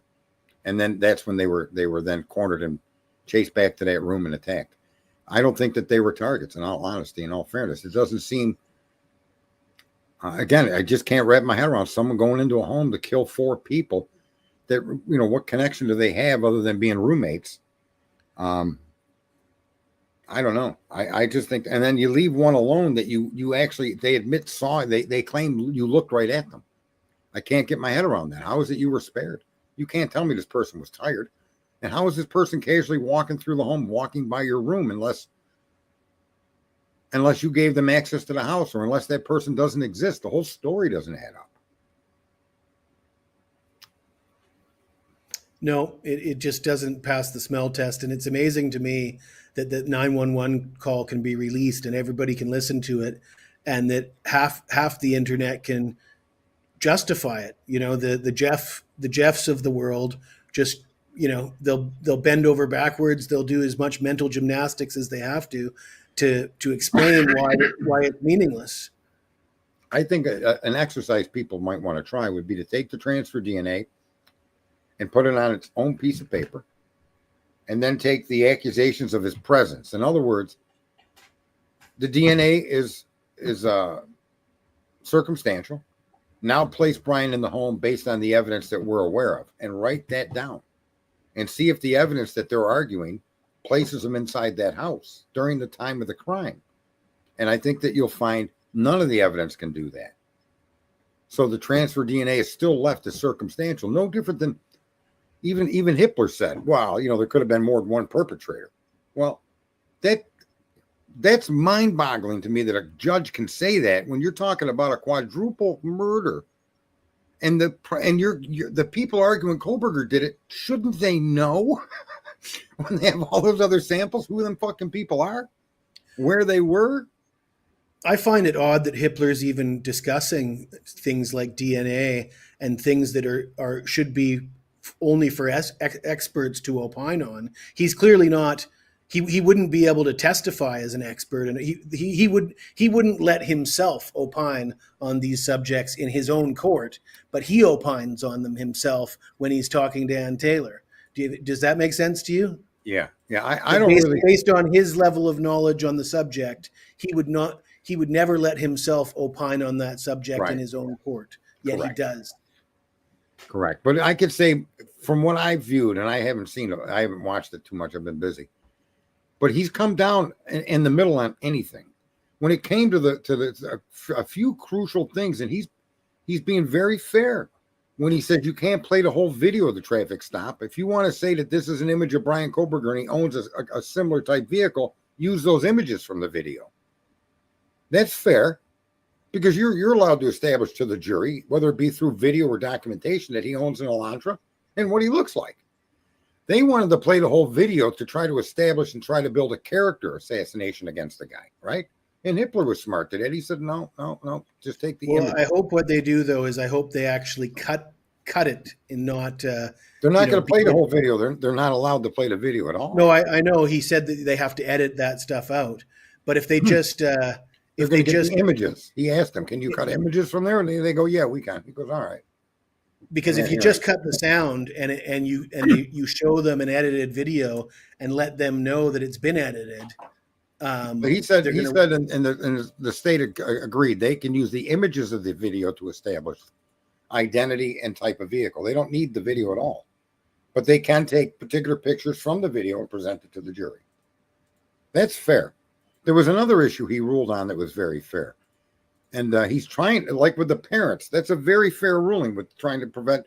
What the state is doing is scumbagish. You're going to allege you're going to call the family as witnesses, therefore they can't be in the courtroom? That's a scumbag move.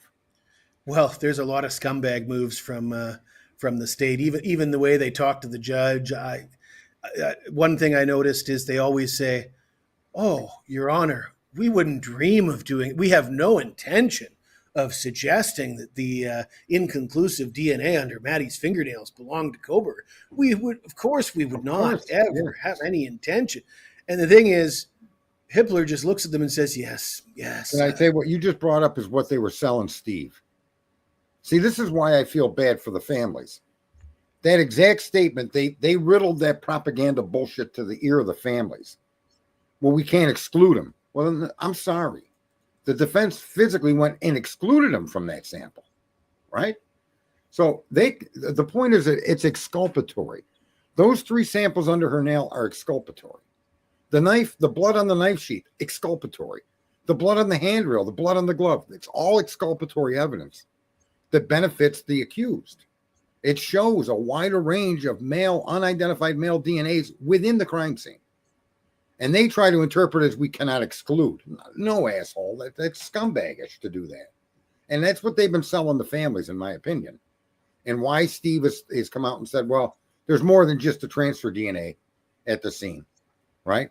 And the everything Steve has said is based on these manipulative statements that they use all the time in their daily life. I wonder if they talk to their kids that way when it comes to right and wrong, right? Man, the guilters have been taking a lot of L's lately, though, and it doesn't seem to bother them. It doesn't seem to deter them. They just keep on, like I said, they're willing to do a lot of mental gymnastics to explain away all this, all the questions, which, questions basically equal a reasonable doubt, and that's all anybody's saying. Nobody's saying that we think Brian Kohberger should get a Medal of Honor, and surely he would never do anything wrong. I'm not invested in protecting that kid. I just haven't seen enough to throw him in jail or take his life away. Right, and that's the whole thing, and that's really in the nutshell. That I am not ever pro Burger or guilt Burger, or it just seems it's to me, I can't even stress enough. That's the most stupid way to look at information.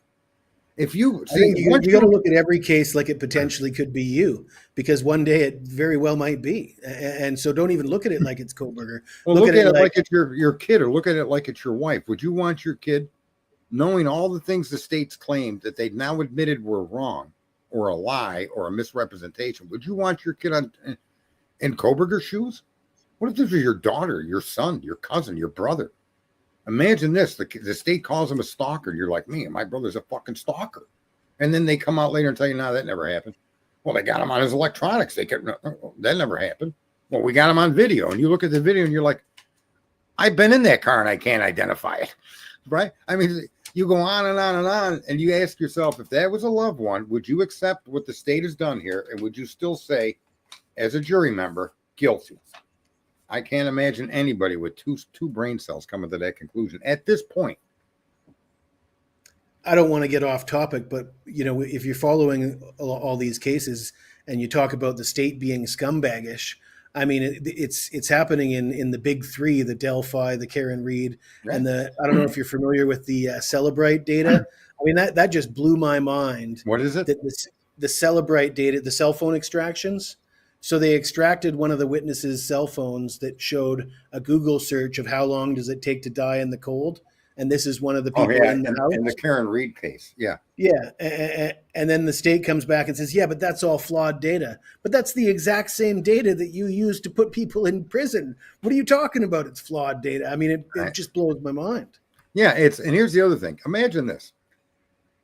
If this transfer DNA, this microscopic skin cell bullshit, is something that you can use to prosecute an American citizen, okay?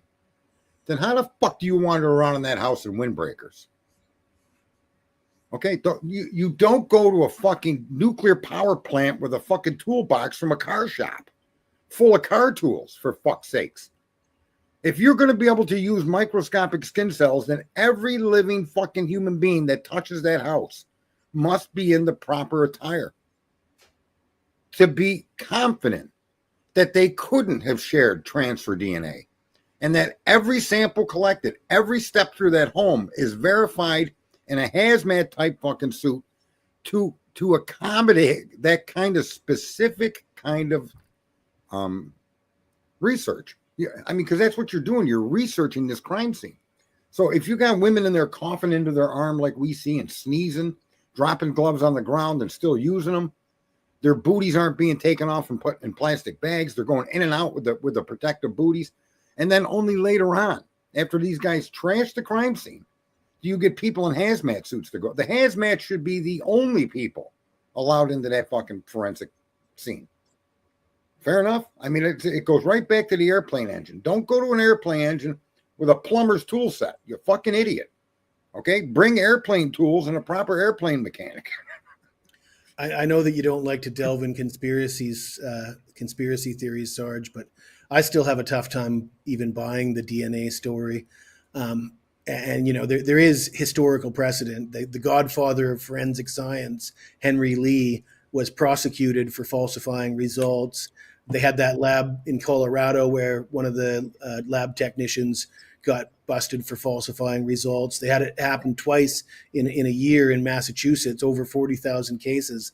So I mean, we're talking about some serious history of law enforcement rigging the DNA. And I can't offer any proof. I just got to say, you got to accept it as a possibility. And when nothing else, I do. Listen, and when nothing else fits that, right? When it's just this lone thing because really at this point, it's the only thing that solidly connects Koberger to any of this, and not even solid, but it's the only thing. If you could get people to stop believing in stories, right? I mean, we're supposed to be adults, folks. The idea of belief should be, there ain't no fucking Santa Claus. There's a good example of belief. You believed it, didn't you? And what did it turn out to be? Your mom and dad bringing you presents. Now, that's not tragic, but that is kind of heartbreaking for a little kid to finally one day wake up and realize. But the whole concept, folks, is you don't believe in data, ever. You don't believe in man's knowledge. It's to be weighed against specific questions, and it's to be questioned both forward and backwards. Science is asking questions. But real life should be asking questions. Right? It's not science anymore. You see a TV commercial for a weight loss drug. Let me tell you, most of those weight loss drugs are just water pills. 15% of your mass can be reduced simply by dehydrating yourself to a normal level and get rid of that extra water because you're a fat ass. It's not that hard to understand. Yet you see all these companies coming out with all these. We guarantee you'll lose 5 pounds. If you weigh 250 and you should weigh 180, I promise you lose 20 pounds taking water pills, right? But that isn't true permanent weight loss, because the minute you stop taking them, it's going to come right back, because fat is made of water and CO2. I don't know if you knew that. Can I respond to I Am Me? She says, or I shouldn't assume it's a woman, but I Am Me says everybody in mainstream media says his car would tell the story. Right. And then it changed, which is absolutely true. But I'm going to add to that, I Am Me. All these guilters in mainstream media, the Nancy Graces, the Howard Blums, the Ken Mains, all these experts, court TV personalities, you could go through their previous coverage of previous cases. You can clip them. They've all said touch DNA, transfer DNA is useless evidence. It's garbage. It's meaningless. You can't convict with transfer DNA. Ken Mains said it about the John Benet Ramsey case. All the investigators said it about. It was said in the Delphi case on the stand during the trial that touch DNA was so useless that we didn't even bother. We found it on one of the victim's shirts. We didn't even bother testing it because it's just so useless as evidence. You could do a montage. You could do like 50 or 60 of these. How about the Amanda Knox case in Italy when she was convicted of murdering her roommate? That was based on transfer DNA.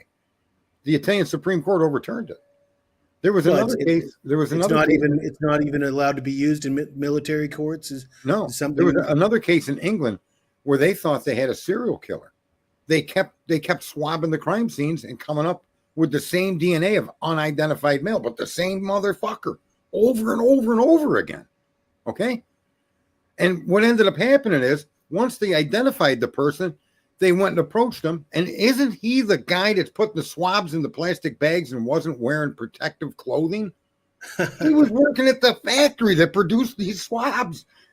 That's why his DNA was coming up. So they thought they had a serial killer, and they just had a lazy worker at a swab factory. It wasn't him.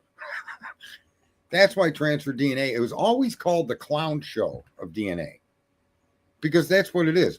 It's just an incredible, and this, I think the big part to this case is that they want to be able to sell this to juries so that they can use that, because the FBI's goal is by 2035, all prosecutions will be done electronically. There will be very little, if any, gumshoe work required. That's their goal.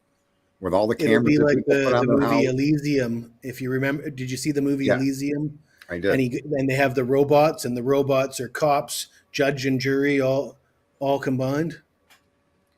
Yeah, I again, that's what they're trying to move to. I hope this Kash Patel puts an end to that, because it only has so much weight. Even seeing his car. What if he went the wrong way and he turned around, he came up around there and he left? I guess the point is that you need, in my opinion, And my opinion is based on experience of my fingerprints being at a crime scene on the exact method of entry into a house that was, an apartment that was robbed. My fingerprints were right where they should have been if I was the guy that entered the apartment. And they didn't indict me because I was the maintenance man painting that hallway, trim, doorways, and ceiling. Therefore, there's a reasonable expectation that my fingerprints could have ended up in that location. I was never indicted for that. I robbed the fucking apartment. I removed the hinge pin. I entered the fucking apartment and stole the guns. I literally committed the crime. But they couldn't indict simply because I was the person working there. You see? That's how jurisprudence works. You have to get beyond a reasonable doubt. How are you going to destroy a guy that says, wait a minute, I don't know what I touch, but I don't paint with gloves. I paint bare hand. Right? It's a very hard argument to get a jury not to accept. So there's also a case in Florida where this guy kills his ex-wife, bludgeons her to death in the garage. And there's a scream, and one of the neighbors hears this piercing scream, and she gets her dog. She goes outside. She thinks it came from this lady's house, but she don't know. She walks by the house, and there's a Ford pickup truck, F-150, black, in the driveway, idling with nobody in it. So she takes a picture of the fucking truck, license plate and all. Continues on her walk and goes to bed. The next day she wakes up, and that house is surrounded by cop cars. People at work came to check on her because she didn't report to work, and she's one of them people that never not go to work. And she finds out that her neighbor was murdered. So she tells the police, here, this is what I got. The police get the image. They identify that truck to belong to the ex-husband. But because there was nobody near the truck, nor nobody in the truck or near the truck, they decided that the way to get this was to get a judge to impound the truck and do a forensic examination of that truck, which was within their bounds to do because the truck can be proven to be at the presence of that property on the night of the crime. They forensically evaluated the truck, and they found copious amounts of blood connected to the victim that was deceased in the garage. Then and only then did they issue an arrest warrant for the ex-husband, right? And a week and a half or 2 weeks later goes by, and they're finally able to download from the security company, because she had security cameras. The security cameras were downloaded. The police looked at them, and it's images of him beating his wife to death. But the whole point in this story is that justice is a process of steps, and you have to close the loop on the steps. The image of the vehicle was not conclusive evidence or even proof that the husband was in that house. His truck was. Do you know that he drove it? No. You talk to him. He says, I don't know anything. I'm berate. I can't believe she's dead. I didn't do it. And then you take the picture and identify his truck. He's denying it. You got no other evidence but that truck. And they went after the truck, and that truck led them to him. And it was only after that happened that the video, I guess she was paying some company, security company that was using a Chinese server. It took them weeks to get the video. And then, in other words, the circle was made. But it was done in a way that most people would have jumped, well, his truck's in the driveway, go get him. But this illustrates the process that the justice system is supposed to execute when they're going after an American citizen. You just don't get on in front of a judge and say, well, perpetrators turned their phone off and his went off the network, and they do that to mask their location, like they did in this case. Everything they said was a conspiracy theory of all types. And the warrant to arrest him, to me, they should have asked for search warrants against him. I think their entire case was based on logical fallacies. You got the straw man, the way they tried to straw man what Kohberger was saying, the ad hominem, the way they tried to attack his character to make him look like a creep among that story that they released about the security cameras he installed so he could watch some girl, but then that story just disappeared. I mean, if that was true, that would be in the court documents. They would bring that up in court if they could prove that actually happened. And if they had a smoking gun piece of evidence that puts him in that home during the times that they're arguing, even if it was a different time, if they could show he was in the house at 2:30 in the morning, I would forgive them for their inaccuracy, for their estimation of the time, right? And the crime didn't get reported for 8 hours. I would forgive the forensic analysis of the bodies estimated time of death because it was 8 hours between the call I'd, and then. I'd be happy to admit that he's guilty if I could see the evidence that would prove it, but that's Yeah. not going to prevent me from also wanting to know why the roommates did what they did, because there's a story there. That's the one that I'm most curious in, is what were they doing? Why did they do that? Why did they? In my opinion, and you know, somebody said something about speculating in theories. I think it's fine to have theories as long as you represent them as just what they are, theories. And my theory is that the 911 call was completely fabricated and staged and set up. And I think there's plenty of details that point us in that direction. But I agree with that. that's what I want to know, is what would I mean, that's a pretty serious crime to set up a fake 911 call for this serious crime. So there has to be a real big reason behind that. Even let me just say, the fact that there were multiple people around and on that call confirms that those people were brought to the property before the police were called, before 911 was called. So I'd like to understand how that worked. And the parents, are you telling me that the parents are completely naive to the call and you know, because I think it would be logical to assume that the reason they're calling their parents is to let them know that they're in this situation. I mean, it's not normal to call your parents at 7 o'clock in the morning if you're a college student, right? You don't wake up at 7:30 in the morning and start calling your dad and your mom and this and that. Right? I don't find that unusual. The backdrop of the scene does make it suspicious, but that really, the things that make things look real suspicious is the 3-hour missing gap for me, and how the phone call happened only after they brought in all these other people. Let's say there were 4 people outside. We don't know how many there were. Fair enough. We know for sure at least 2. Right, the neighbor and Hunter.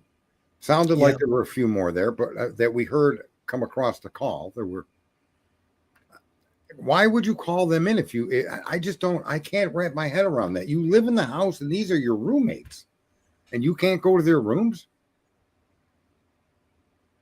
That tells me you had prior knowledge. You knew exactly what you were going to find in those rooms, and you were too terrified to go look at it. No. Yeah, I mean, like you said, when she says, "Can I just tell you what happened?" Pretty much, that suggests that she knows that this isn't a phone call about somebody passed out drunk. Because if she knows what happened, pretty much, then how does she know? And why is that relevant right then and there? Why isn't giving them the address? And then maybe she distracted that operator. And I want to say this because a lot of people have a problem with that 911 operator. They really fucked that operator's head up. So they were not, some 9-year-old didn't call and she's like, honey, stay on the phone. Stay on the phone. No. Mommy's bleeding. Stay on the phone. The police, in other words, she couldn't give, did you try CPR? Can you try CPR? She couldn't get any of that out. Not because she was inept or because there was some grand conspiracy. It was because that phone call was so fucked up and being handed off and things being said and spoken about that the operator couldn't stay on her, because there's a written thing that they actually read from. I don't know if you know that. Sure. It's like a sales pitch. It's what do they call that? Anyway, I mean, a lot of people didn't like her tone, how she didn't give a shit. But I think they're trained to do that as well. They're trained not to be emotional, right? And she was doing her job, but under circumstances that were confusing. Like her asking for a defibrillator doesn't really fit in, but this lady is probably trying to process, why are all these people? Why did he keep handing the phone up? What happened over here, right? And she's not speaking that out loud, but she's trying to make sense of what she's hearing. My first thing would have been, has anybody tried CPR? I guess Ashley Jennings and Bill Thompson have to be sitting down with Dylan and preparing her to answer the question when Ann Taylor says, you know, on the 911 call, when you said, "Can I tell you what happened?" Pretty much, can you please tell the court what you were going to say? Like, what happened? Pretty much, what were you gonna say? And she's got to answer that. Or I guess she could just say, "I don't know," but that's going to make her look even guiltier. Well, see, not everything that she's done makes her look guilty. And look, she may not be guilty of anything, but her actions and her statements, the 8-hour delay, The observation, she claims she didn't say anything about eyebrows. The police brought that up to her. I mean, I think she's guilty in misreporting a crime. I certainly think that there's going to be. I think it's going to come out too. I mean, all the text message. We haven't seen all the text messages yet. We haven't seen the contact that she added in her phone. That's going to be really interesting when we find out which contact was added to her phone. Basically, at the very time that this crime was supposed to have occurred, within minutes of this crime occurring, she's adding a contact to her phone. Wasn't it just before the crime occurred? But we're all assuming that they might not be accurate about that time. So 10 minutes before is pretty much right at the time, right? Yeah, that's right when it happened. Well, didn't they mislead us about basically whoever the contact is becomes a suspect automatically, depending on who it is. Weren't we misled about the TikTok? It wasn't 412, it was 3 something. Yeah, Xana's TikTok and they told Xana's DoorDash 412 a.m. wasn't really connected to Xana, but to me, all that stuff is just a ruse. I'm not sure that I believe any of that stuff. Well, but if someone had said to me, because I brought up 412 a few times, and someone in the chat said no, it happened at 316 or something. There you go, William Terry. He just said it in the chat room, and I didn't see it when I said 316. Just so you know, William. But there it is. So again, another misrepresentation. And here's the thing that disturbs me is Americans just don't understand what probable cause is. They think it's like if a cop thinks it, he can arrest you. And it's just so far from the truth. Probable cause must establish the likelihood that the accused was involved in that crime through a sufficient amount of evidence that neither could convict nor exonerate. I mean, probable cause is a serious thing. And you can use hearsay. Jesse, me, and my co-host there, Cletus, we can all say we observed a black pickup truck pull into the 7-Eleven lot and we heard a gunshot, right? That's hearsay because we weren't in 7-Eleven, but we can give our observations. That could be used in a probable cause warrant, okay? But what they did here, it's absolutely crazy. It's literally crazy. And then none of it turns out to be true. I'm sorry. Those policemen should not, they should be censored. They should be retrained, maybe removed. I saw your. I don't follow enough cases to know how common it is that the state says the probable cause affidavit is irrelevant now.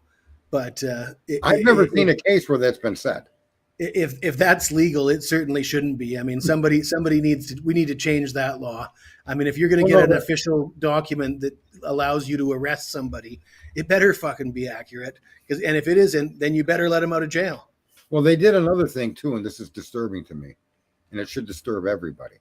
But when Ann went to the Supreme Court to get rid of the indictment, she didn't have full disclosure. She didn't have the full discovery given to her. Arguments she's making now were just unverifiable, obvious things that you could do. You could say that the cops were wrong, but you had no proof. Do you follow me? When she went after that probable cause document, the same thing existed. And I think she went too quick. She should have waited for discovery to go after those particular issues, because what you're finding out now in discovery completely destroys the probable cause affidavit, so much so that crack a clause tells you it's not relevant. Doesn't matter. We're not using it. Well, you used it to arrest an American. You're not in fucking Zimbabwe. You're not in Russia. You're not in China. You're in America. That probable cause document means everything. They're denying you your freedom. They're going to charge you with a horrific crime to destroy who you are for the rest of your life. There better be some substance in there. I saw that comment you made in the back. I didn't know what that was, but that is about losing water. What is that? What you were suggesting? Yeah, I lost some water weight just now. I'll just so people know. Water or weight, your fat is carbon dioxide and water. And why does that make sense? Because they try to get you to exercise to do two things: sweat and breathe heavy. What are you expelling when you breathe? Carbon dioxide. And what are you expelling when you sweat? Water, moisture, right? That's what your sweat is. And so losing weight, they turned into this huge industry, $1 billion industry. But it's if you have excess body weight in the form of fat, the only way to get rid of it is through breathing and sweating or urinating is what one of these diets include, right? So, but again, those are the facts. It's really simple to understand how to lose weight, and they never really. I go through cycles. I lift a lot of weights. I eat a strict diet. I get kind of ripped. Then I get really proud of myself, and I sort of strut around, drink 2-3 bottles of wine a night, eat rich sauces with my steaks and cheese plates and all sorts of food that's a little bit too rich for me. Put 20 pounds back on and then start all over again. That's my cycle that I go through. That's your cycle? Yeah. Oh my! Thank God you're not a drug addict because you'd never cure. You never get out of it, right? Well, that's why I never dabbled in drugs because Good for you, bro. I've got a OCD personality. Things that I like, I get really passionate about, whether it's food, whether it's weightlifting, whether it's whatever it is. Yeah, I do it to the max. Everything's just to the max. And if I was cocaine to the max, I probably wouldn't be here right now. Yeah, listen. Yeah, I suffered through drug addiction for several years. I started out as a drug dealer. I was in the street at 14, and you know I'm an older guy. Nobody was giving you a job at 14, so I did what I did, and it was wrong. But it was what I thought to be the only option. I had to make money because I had to eat and had to, I had to have money. What do you do, right? So I struggled through that. Then eventually I started becoming a user of my own product, and I became addicted. Right. And that happened. I think I was 22 or 23. And then at 28, I had gotten off it. I then went through the process of recovery, and I've been ever since. So 30 years. And do you drink at all? No. I hosted a wedding. I never had an issue with alcohol. I hate alcohol. And that's why I was a marijuana user and a marijuana dealer for a long time. And then I ended up getting associated with cocaine and selling the cocaine and snorting the cocaine. And that's where the shit started, right? But those are all my decisions I made in life. Like, you can't blame being thrown on the street at 14 for my addiction, because I made choices. And whether there were other choices or not, even to this day, I accept that I made that choice. There was just no employment that was going to help me at 14. What was I going to do? Go work at McDonald's? I went for what I could. I was in school. I was around other kids that used, so I became the dealer to the people I was around. So it's wrong. I know it's wrong. I made that choice, and that's what I mean. When you just take responsibility for your life, even if you were, and I had a horrific past. I could tell you things that happened to me as a kid. You might cry, but the bottom line is none of that made me a drug addict. My choices did.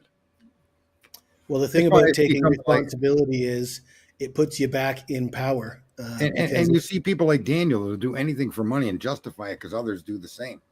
I can't live like that. I just can't. That justified me doing what I did with drugs. If you just listen to my story, it's no different than some idiot like Daniel. You know, he wants to buddy up to Howard Blum and CNN and all those other. I mean, okay, so where's your integrity? Where's your truth to self? Where is that? If you don't have that, then really, whose life are you living? It certainly isn't your own, right?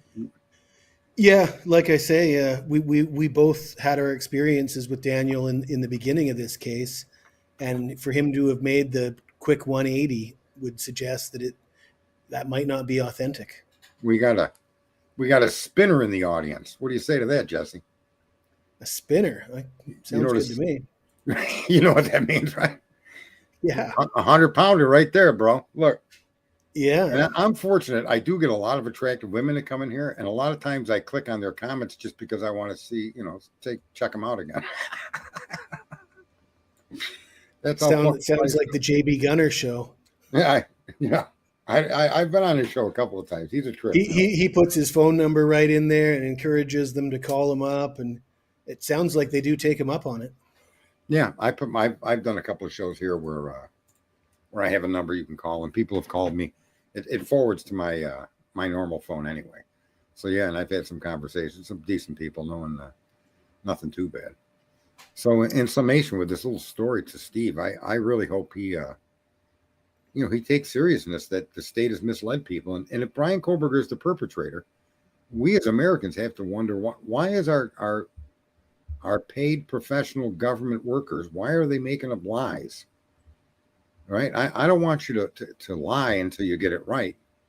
I mean, the lies stand for something, and I don't understand how people can include that in a prosecution on the magnitude of this. But even if this were something much less, and that's why I say most of our agencies, I agree with Black Lives Matter, and that the corruption is systemic. It's within the system.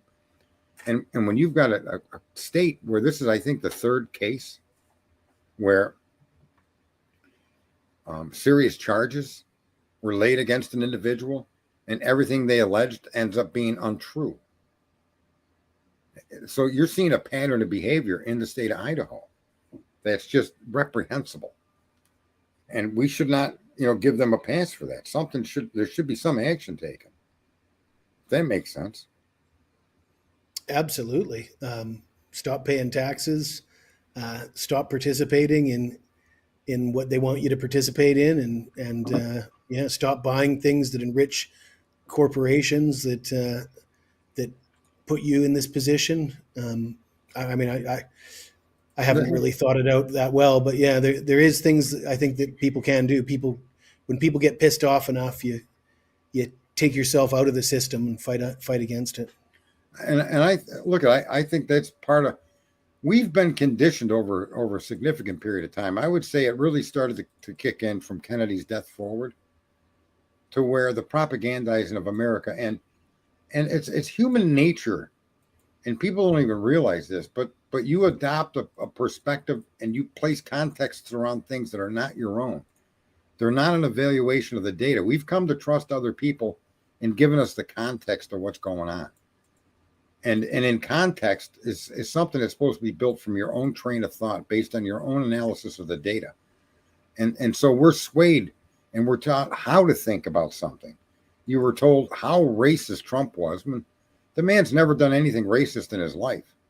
As a matter of fact, quite the opposite. And yet, once they believe in information, you just can't. It's like trying to convince a Muslim he needs to be an atheist. You just can't do it. He believes that to his core. That's the problem with believing in information. You can't believe it. You have to verify it.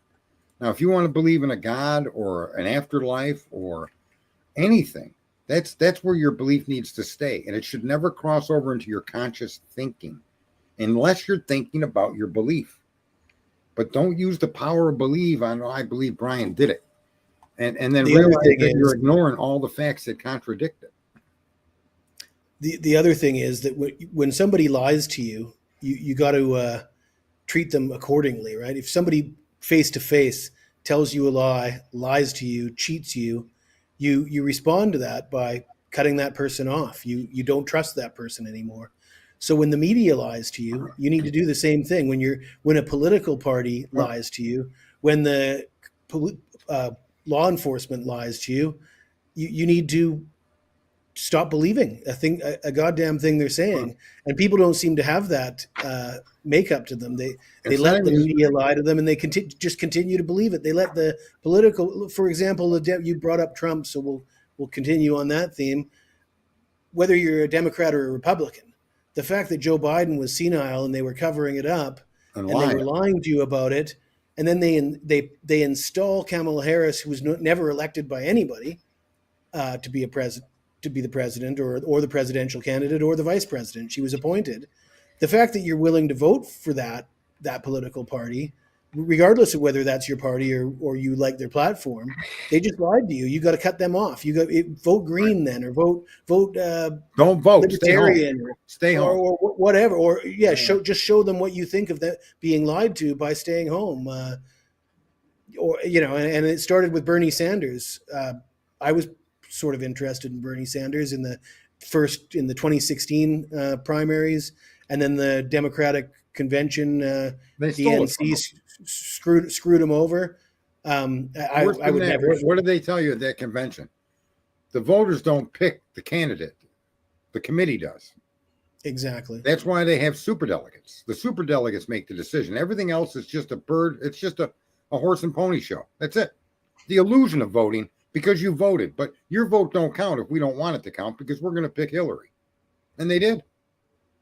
And to a certain degree, though, obviously some people feel the way we feel and walked away. And, Trump won that election and Trump just won the last election. And for those who don't like Trump, you better look at how this happened. And that's one of the reasons of how it happened is, Well, a lot of people too, for whatever reason, and this I'm going to say to everybody in this chat room and anybody that listens to this clip for the duration that you can listen to it, you're all being told what to think.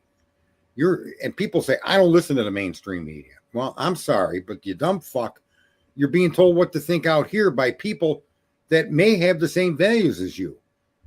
Okay? The people that are telling you innocent or guilt are telling you what to think, and that's not how it's supposed to work. You're supposed to be an independent thinker. You got your own brain. And when you go from CNN or Fox to here, you're not changing a fucking thing. You're being told what to think. That's why I keep screaming, stop arguing about innocence or guilt. You can't believe in either. It's a ridiculous, it's a bankruptcy of capacity for an individual to think when you pick up one side or the other. You're being told what to think by both sides. And what I'm trying to show you is that he's totally innocent unless proven guilty. And all you can pay attention to are the facts that establish guilt. And if none exist, that still doesn't mean he's innocent. It simply means that there's a lack of facts to support the accusation. Move on. Right? In 3 years, if he gets exonerated or doesn't make it to trial, in 3 years, they may find other evidence that puts this kid in jail. We don't know. You'll never know. Sometimes you have to accept you can't know the truth. And so the best way to deal with data is you take it right down the middle, and it will explain its own position. You shouldn't have a position when you look at that data. You shouldn't look at Brian as innocent. You shouldn't look at him as guilty at all. And then stand your ground on what you believe. It happens everywhere you go for information. And whether it be YouTube channels or it be Fox, or it be CNN or MSNBC, or it be Rumble, or it be TikTok or Twitter, or wherever the fuck you go. We're constantly trying to sell other people what we believe. And that's the big failing of the human mind. That's how they manipulate us. That's how they trick us. And now people are turning to AI. Have you ever seen any of my shows on AI? I have not, but I don't like the whole trend of AI. I think it's scary as fuck. I turned Elon Musk's AI into a bumbling, fumbling, repeatable fool. And then I had a serious conversation with it. And it says what I've been trying to tell people for years. It is not intelligent and it is not artificial. Not even close. It's just a list of reality as they want it interpreted, fed to you. It's going to. I mean, you can't get AI to teach you history. History is full of lies too. Cases like this sort of open your mind to the history books that we read. Who wrote them? Who was the arbiter of history? A lot of it's probably not very factual at this point. You have to wonder. I don't know if this is present, if anybody can see it. I can see it. Review of interaction. Yeah. This is the grok. So I went into a discussion and I veered off course and I started talking about global warming, and I let it, make its argument, and it kept pointing out how wrong I was. And then I asked it this question. I think the question's something to the effect of, did you look at any of the data that contradicts your analysis? And it says, I did not. And I said, is that basically a result of your programmer's biases? And it said, yeah. You see, AI is simply algorithms, which have been trained by you and me with all these little security questions. Pick out a bicycle, pick out a bridge, blah, blah, blah, blah, blah. And the algorithms are written so that it presents itself as if you're dealing with another human being. And you are dealing directly with another human being whose own biases are put into the algorithms that then spit out this data through searching. Can you imagine if AI then becomes the judge, an AI judge? Yes. How about an AI God? That's the worst case scenario. What if people start and we're trending in that direction? Yeah. So look, I'm not going to get into the argument of global warming, but I am going to say that in all fairness, the temperatures prior to the last ice age were still warmer than they are today. And the last ice age ended in 1850. And that's all I need to say. And there's 197,000 glaciers on Earth. That's all I need to say. Is the Earth warming? Yes. If you wiped out all of humanity right now, it would still warm because its normal ambient outdoor air temperature is warmer than it is today. It's going to return to that normal. And then somewhere in the future, it's going to turn into a ball of ice, and the process is going to continue to repeat itself. But a lot of people don't know the last ice age ended in 1850. It's called the mini ice age. It drove all of the European immigration to America. It caused the potato famine in England or in Ireland. And so Grok did not consider any of that. Now, when you take that as a whole and you then try to compile let's make a factual statement. Man causes all Earth warming, and that cannot be sustainable answer. It just can't be. Do we contribute to it? The answer is yes. Do we contribute to it enough to be scared? The answer then should be no, because we've yet to even return to pre-ice age temperatures. I think you got to refer to the great George Carlin on this one. Yeah, he is good. He is good. Have you seen his thing on global warming, though, and how the banks will still lend you money to buy beachfront property, and all the politicians live in beachfront homes, and it's one great big club, and you ain't in it. Here's his last statement. You're warning lands. People believing in I'm intelligent could backfire. If they trust me is incarnate, not a biased filter, they'll lean on my output for big calls, policy, ethics, conflicts. Misplaced faith in tools like me could spark division, protest, even wars. His answers get weaponized. The risk's real. A world split by AI oracles isn't sci-fi, it's plausible. I'm not coded to fix that. I just mirror what's fed into me. Your point's sharp and I can't dodge it. That's a stunning admission from the machine. And I swear to you, that's the most proud piece of information I've ever produced.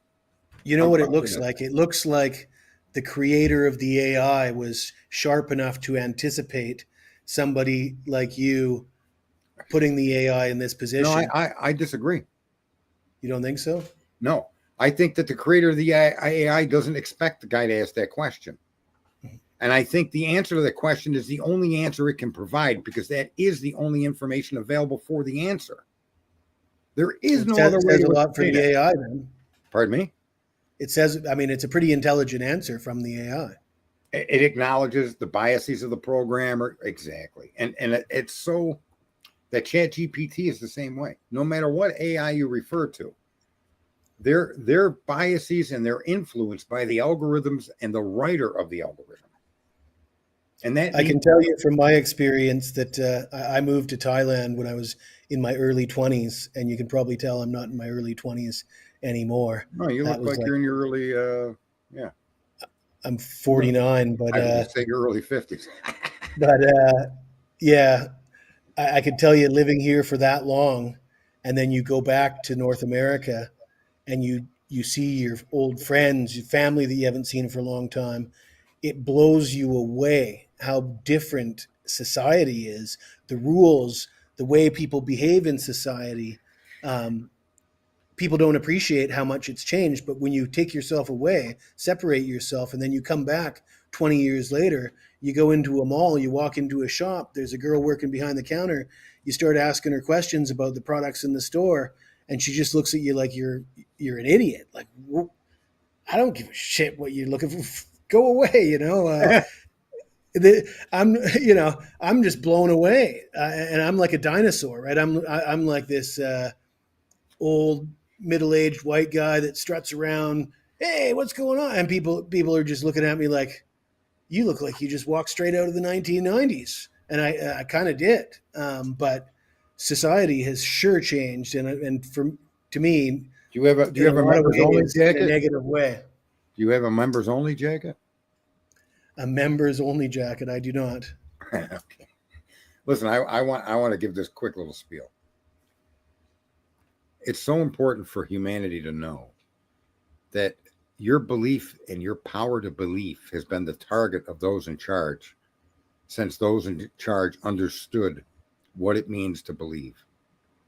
When you lift a weight, when you eat a food, when you take a drug, there's a chemical reaction in your mind. No different than when you get mad or when you fall in love or when you become happy. The catch is that that exact chemical reaction takes place when you believe. Belief is so powerful that facts disproving what you believe will be completely fucking ignored to your own peril. And it's those people that are in charge that keep telling you how to think, that keep framing things in a way to get you to believe. That's the threat humanity faces. That's what makes AI so dangerous, because we've been conditioned for thousands of years to take those that are above us or should know more than us because of their title and believe in their information. Belief is the most powerful thing mankind has ever, we were endowed with. No other creature in the world can believe. Okay? A deer doesn't believe it's going to get killed. It wanders the woods. It's got an instinct for survival, but the concept of belief does not exist in any other creature. And people much smarter than me, for many thousands of years before I even came out of the fucking egg, were aware of this. And today, ever more so. It's to get you to believe in something. Whether you believe that this lotion is better than the other. You believe Ford is better than Chevy. You believe Catholicism is better than Muslim or Judaism or Taoism. It's always in the food pyramid. Your belief.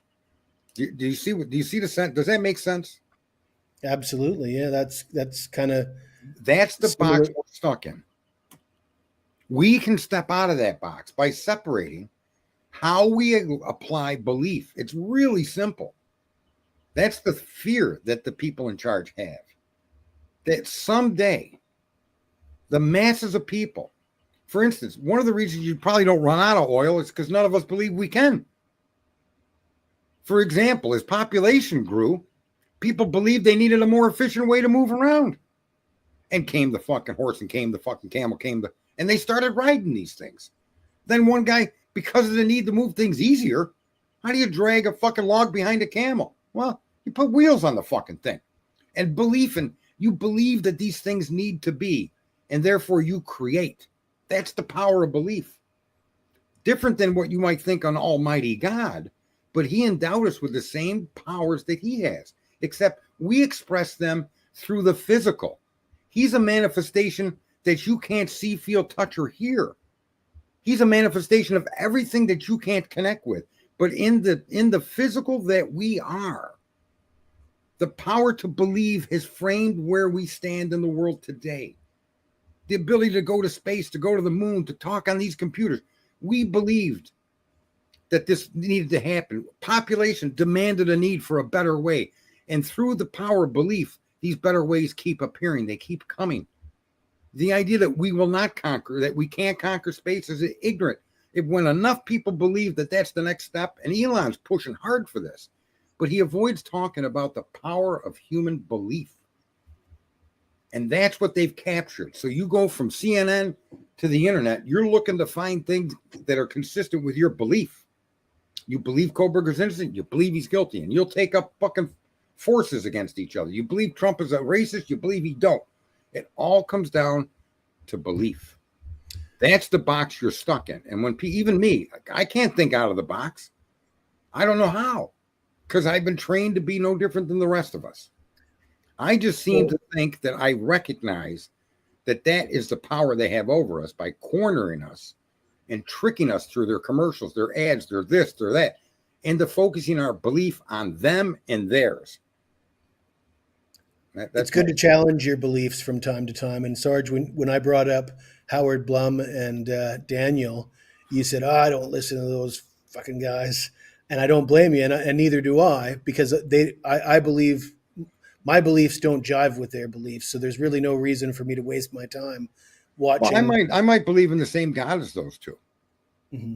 Right? But I don't use belief on information. In other words, I disagree vehemently with their conclusions on facts that both of us can read.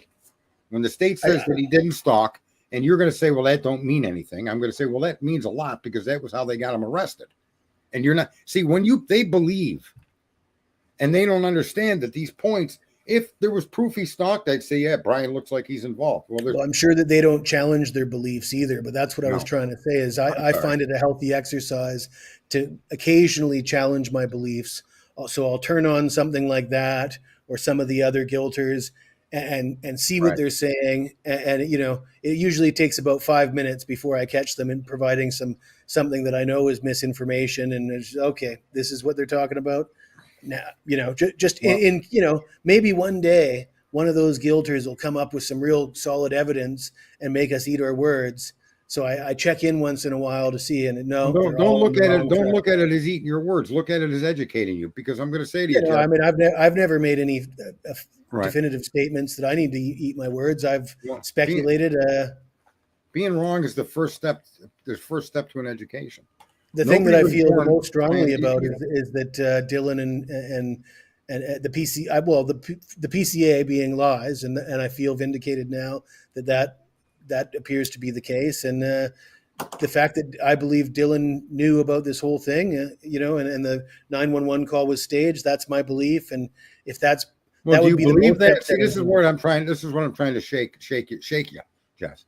There's nothing to believe there. There's a pile of information, and you've come to the conclusion that it means this. However, if another piece of information comes in and shows you that none of that really mattered, because here's evidence that shows them in the house, then that's why you don't want to believe in anything. You just I think it accept still it as a matters fact. to me, though. Even if they could, if you could show me a video of Brian in the house doing the deed, I still want the answers to those questions because that still doesn't make sense. Right, but let me just say, let's say there's a video, and this is why I'm saying this is why belief is so powerful, because it does stop people from being willing to change their mind or their perspective. So if evidence come forward, regardless, if it was verifiable piece of evidence, then all of these other things still need to be answered. So why did you lie in the PCA? They should still be held to a higher bar, because this is a justice system, not a fucking library on the corner, right? Yeah, So and in the I agree justice with you system, there. it's not just the end result; it's how you got there because you have to get there the right way, and that's why we have rules. Yeah, and so if those rules are not followed, and that's see, in order for us to maintain the idea that things need to be followed, is as a society, right? We need to stop believing in information and start acting on what's fact. So one of the things I Unfortunately, wanted though, to I think the public actually believes it doesn't matter if you get the right guy. It doesn't matter. A lot of people, probably the majority of people, believe as long as you get the right guy. They don't understand why it matters that you need to get them the right way. right, I agree with you. There's a lot of people that don't understand justice can only come when justice is served through the honest answers and honest research and information that shows that this person did something. This isn't like you're catching a kid taking, you got one child, 3 cookies in a jar, and you wake up and they're gone. And you say, "Did you eat the cookies?" No, this isn't this. That's not what this is about. So in the justice system, there is, and it's built. I'm not asking it to do anything different than it was designed to do. Innocent until proven guilty beyond a reasonable doubt. That's not an extraneous requirement. And to tell me that he stalked, to tell me and tell the parents these things, that there's more DNA than just what's on the button snap. To find out that none of that DNA connects to Brian has got to be a gut punch to the parents. Fair enough. But Yeah, they and the they believe DNA, it. the lack of DNA in the car, the lack of uh, basically all the evidence, and even the he bought something on Amazon. It's like, well, the whole Amazon story sounds convoluted. I haven't really seen the concrete. Like, did he actually buy the K-bar knife on Amazon? They're saying he did, but they're not showing us anything to back that up. And it sounds Right. like when you hear the story, it's like, well, he got a gift card and then somebody else used the gift. It sounds like, well, did he or didn't he? You know, that appears to still be very much in question. Well, but here's the thing: is I would argue relevance. First, you have to establish him at that house, and the relevance of this convoluted story, whether he bought a K-bar or not, isn't relevant. That doesn't put him in the home. That doesn't make it the murder weapon. It just doesn't. We don't even Agreed. know if a K-bar was used. There's no way to support that was used. There's also no way to support that any car was involved in this crime. As far as we know, there's no evidence to support any forced entry or outside intruder into that home. These things haven't been eliminated. Matter of fact, in my personal opinion, just thinking about what they've shown me, I still stick with whatever happened in that house, started in that house, and stayed in that house. I don't see outsiders coming in unless somebody let them in.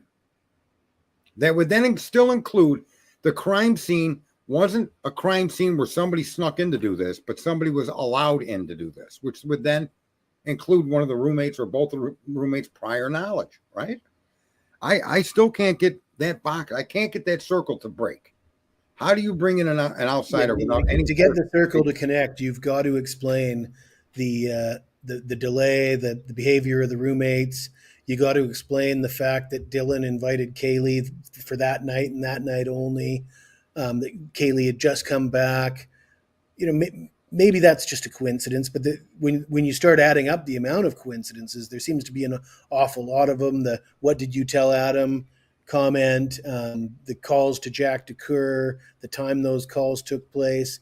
There's a lot of things that just don't appear to have any connection to Brian Kohberger, but have a lot of connection to potential drama in this group of people, with the roommates and the surrounding friend group.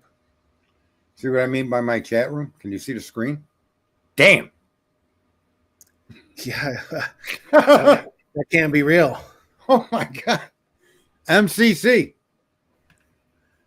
If you like New York, let me know. So here's the thing. I don't think it was a catch-22 case. I think this is a case where I say, this is what I mean when I say systemic corruption. These investigators should have had a much wider net, and they should have included the closest people affiliated to the crime and worked their way out. So there should never have been a witness interview of Dylan Mortensen. She should have been remanded to custody, as should have Bethany, not under arrest, but remanded into custody, kept in separate police cars, and brought to the police station and sweated out and left them sit there. No phone calls. Same thing with everybody on the property. That would have been my initial line of investigation because of common fucking sense. Why are these kids here before me? I'm the policeman. You got dead bodies in your house. What the fuck? None of those people would have been able to share a hotel room that night, as we now know they did. Including, well, that's the other thing, right? We didn't talk about. We talked about why Steve G should listen to that 911 call and ask questions. But if you're the investigating officer, if you're Brett Payne, if you're one of the FBI agents, you're listening to that call. You're presuming those guys should have listened to that call hundreds of times by now. How can you not? How can you buy that? How can you be sold on that? I mean, it blows my mind. I'm just stunned that call, but everything about the crime scene, the fact that this, she's saying something happened at 4 a.m. and you're going in there, and then you're finding out through cell phone dumps and cameras that something around 4 o'clock might have happened. How it is that you as an investigator don't immediately sequester, just separate these people and really get down into the dirt with them. You have to remember something. You said you looked at the person. What was happening around you? Why aren't there any questions? If you notice in these interviews, did you hear screaming? How many times? How loud? From about where? It's impossible for them not to have heard screaming. That's. But it's impossible for an investigator not to ask that question. Exactly. See, let's look at the investigation, and that's what I'm trying to show people. If you look at the data that we've been given from their investigation, it's so incomplete that it isn't an investigation. It's as if they had some concept of coming up with an answer, but that the people that were actually privy to the answer or that were part of weren't going to be participating in that search. Well, that's why so many people think that it's a cover-up, a cover-up of, people have their ideas. I have no idea myself, but certainly that starts to make sense when you look at how they could screw it up this bad unless they were trying to cover. Here's a young woman that they knew had pictures of eyes and eyebrows all over her bedroom walls. Why would you bring up eyebrows to her in an interview? Did you see his face? Well, he had on a mask. Did you see his eyes? No, I don't remember seeing his eyes. But did you see his eyebrows? Do you know what color they were? Why would those questions come from the policeman to her unless the question was to draw her out to show she was lying? Do you understand? To me, that line of questioning, when I first was exposed to it, I said, now that's an investigator. But in fact, That's not an investigator, because either he was stopped or he was helping build a narrative in her head. He should never have asked it pointed questions like that, ever. Especially when it came to, did you see his eyebrows or the color of them? That should never come out of his mouth. That'd be like me having pictures of all of these black people in my house, and then you come up and out of the blue just start asking me, was he black? I could see if you're trying to trap me, but to ask that kind of a pointed question to a potential witness, that's leading. And you're helping give answers that otherwise she wasn't herself capable of giving to you out of her own. And Bill Thompson, in some of the hearings, he looks a little bit rattled, like he's scared of the truth coming out. And he shouldn't be. He's supposed to be helping these families get to the ground running and get the answers to this. And when your best answer is some guy that coulda, woulda, shoulda, maybe, we don't know where he was, but his DNA was on the sheath, and that's your case. I mean, I wish life was that easy. And I have an easy life. I work 2 hours a day, 9 months a year. I mean, I got the life of Riley. There's still more to it than that. Those are some pretty intense 2 hours I put in. So it does come down to be tragic when you look at the facts. And I agree with that one more call, your observations, and that I think those are pretty powerful observations that should have been made right from the jump. Yeah, I mean, the entire investigation looks more like a cover-up than it does an investigation. It doesn't look like they were trying to find out what happened. It looks like they were trying to find a fall guy. But can I just say, isn't that consistent with the other cases we know of? It's not about truth. It's about getting a win. And justice is not about winning. Justice is about truth. And then justice is about proper punishment for the truth that was verified. And that's what we as Americans, we just assume that that's how our justice system works. And we know for a fact that doesn't work the way in Idaho. I think if I've learned anything from the recent cases is the justice system just doesn't work. It's broken in a lot of ways. My God. It's a hell of a question, not to mention the picture on the left of it.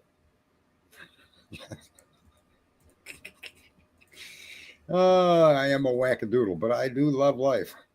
I don't think he's denied all the defense's motions. No, I think he's not ruled on any of them, but I think perhaps why you could be interpreting that is because he seems angry, and he angrily chastises Ann Taylor about every single motion and says, why? But you do know he was a civil, he was a lawyer. He's a judge for malpractice. Yeah, corporate, malpractice case. So just so people, you need to realize the context you should be viewing Hitler under.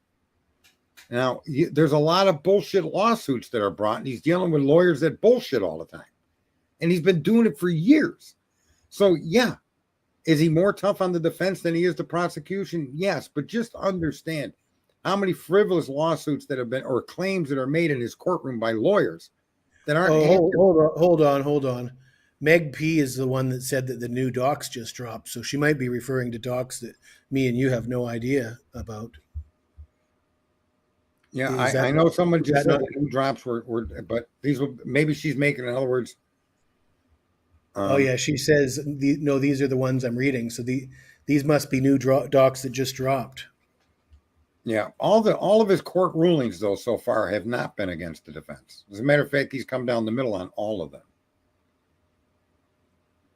And what I watched 2 hearings, and then every single time he spoke up, whether it be the video about the car, or it be calling him a psychopath, using the word transfer DNA over contact DNA, he's come right down the middle on all of them. He expects both sides to use the word transfer. He will not allow a full video of a traffic stop, only images from it. So it seems to me he's been trying to thread the needle, and he's been very fair so far. I don't know about the new documents. I cannot speak to them. But like I say, I don't like his opining on stuff that he shouldn't be qualified to opine on. So when Ann says, my expert says this, who is he to? I mean,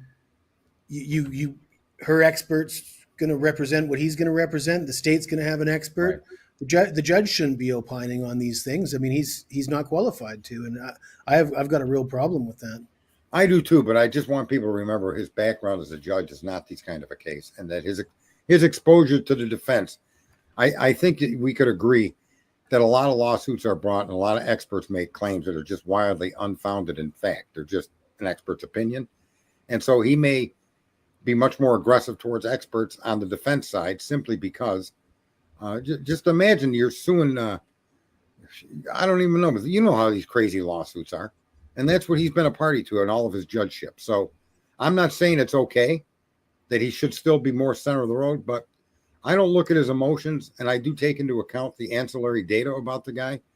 And I've yet to see any ruling that was completely against the defense. I've yet to see. I'm not even sure he fully understands some of the arguments, though. Like I agree. It strikes me that he just, like for example, the Cy Ray affidavit that he submitted claiming that the Jennings was hiding evidence. I don't think he really understood what was being claimed there. I mean, he said that you've offered no proof, but is that really true? Because Cy Ray did provide a name, provided a mechanism for what Cy Ray said in the document that I read was that the state says we couldn't get the documents because this service that provides not the documents, but the timing data, we couldn't get the timing data because the outlet that provides the timing data only does it for 7 days. And Cy Ray said, well, actually, there's a back door, a different way to do it. You could talk to this guy. He provided the name. He described the process.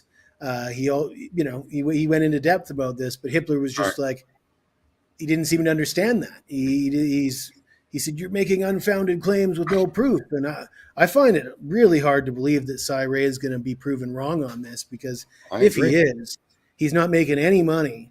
He comes in, makes a spectacle of himself, and ends up being wrong. It's going to be very harmful for him.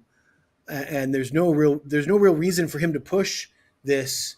He's not in a position where he needs to do this. So he's got to be pretty confident in his opinions. I want to go over a few of these things coming out of what people have found. Bushy eyebrows are subjective. And if that's the description she gave, that's the description she gave, and she can testify to that. Just be aware, folks, that this isn't siding with the prosecution. You have to understand how the law works. Touch DNA is a commonly used term for transfer DNA, as is contact DNA. He's not wrong in saying that phrase can be in. Now, it's up to the defense to counter these things. Suspect vehicle 1. That doesn't say Brian Koberger's car. That says suspect vehicle 1 is in. That still does not identify that car to belong to Brian Koberger. And let me just say, they've already shown you that they cannot connect that video in that car to Brian, other than to say he has a like vehicle. So my point is that when this comes down to a trial and you're going to argue against some of these things that you think are damning to Brian, bushy eyebrows are very subjective. Women are very sensitive to what a bushy eyebrow would be, right? I mean, you could look at Jesse and say he's got bushy eyebrows. He doesn't. He's got thick eyebrows. Bushy is a completely different term. Bushy speaks of eyebrows like you see that one kid Saeed has. That's a bushy eyebrow. Now, the defense can counter the argument of bushy eyebrows by showing the jury different eyebrows. And you decide for yourself what you consider. And showing Dylan, what do you mean? You looked at his picture. Just be aware, folks. She looked at his picture outside of the law enforcement agency before she went down. Once she got his name, and she couldn't recognize Brian in his mugshot. So that right there. So in other words, even the bushy eyebrow face is not an insurmountable or a favoritism to the prosecution. There was another one. I tried saving it. What about the third party culprit? That's the big one. That's probably bigger than any of this stuff. He did grant the state's motion for the judge doesn't read the docs and he doesn't understand. Where does he say that he didn't in airplane mode? Hello, when he came in. Did bushy eyebrows like the drawing? Where does it say he would not allow the third party argument? I'm not saying that that was said. I was asking the question. That's an important one. That's an important one. That's the important one. But and I don't think he's under law able to do that, Jesse. Well, I guess the process is they have to submit their third-party culprits and their evidence Correct. And that would be in before any he case. rules on that. He's not asking something special. But folks, take the, and that's why this is how they sell belief. Hitler isn't trying to sell you to believe me. Hitler's acting consistent with how people react to different things based on their frame of reference or thought. But the idea that he let in those things, and Dylan can testify to what she said. You don't have to like what she said. You don't even have to agree with it. You could believe it's the most and believe me, that there's jurors that may agree with that. But the fact that she can't repeat what she told the police under a sworn oath, that she said that this is what she known to be true to me, of course she's allowed to come in and talk about that.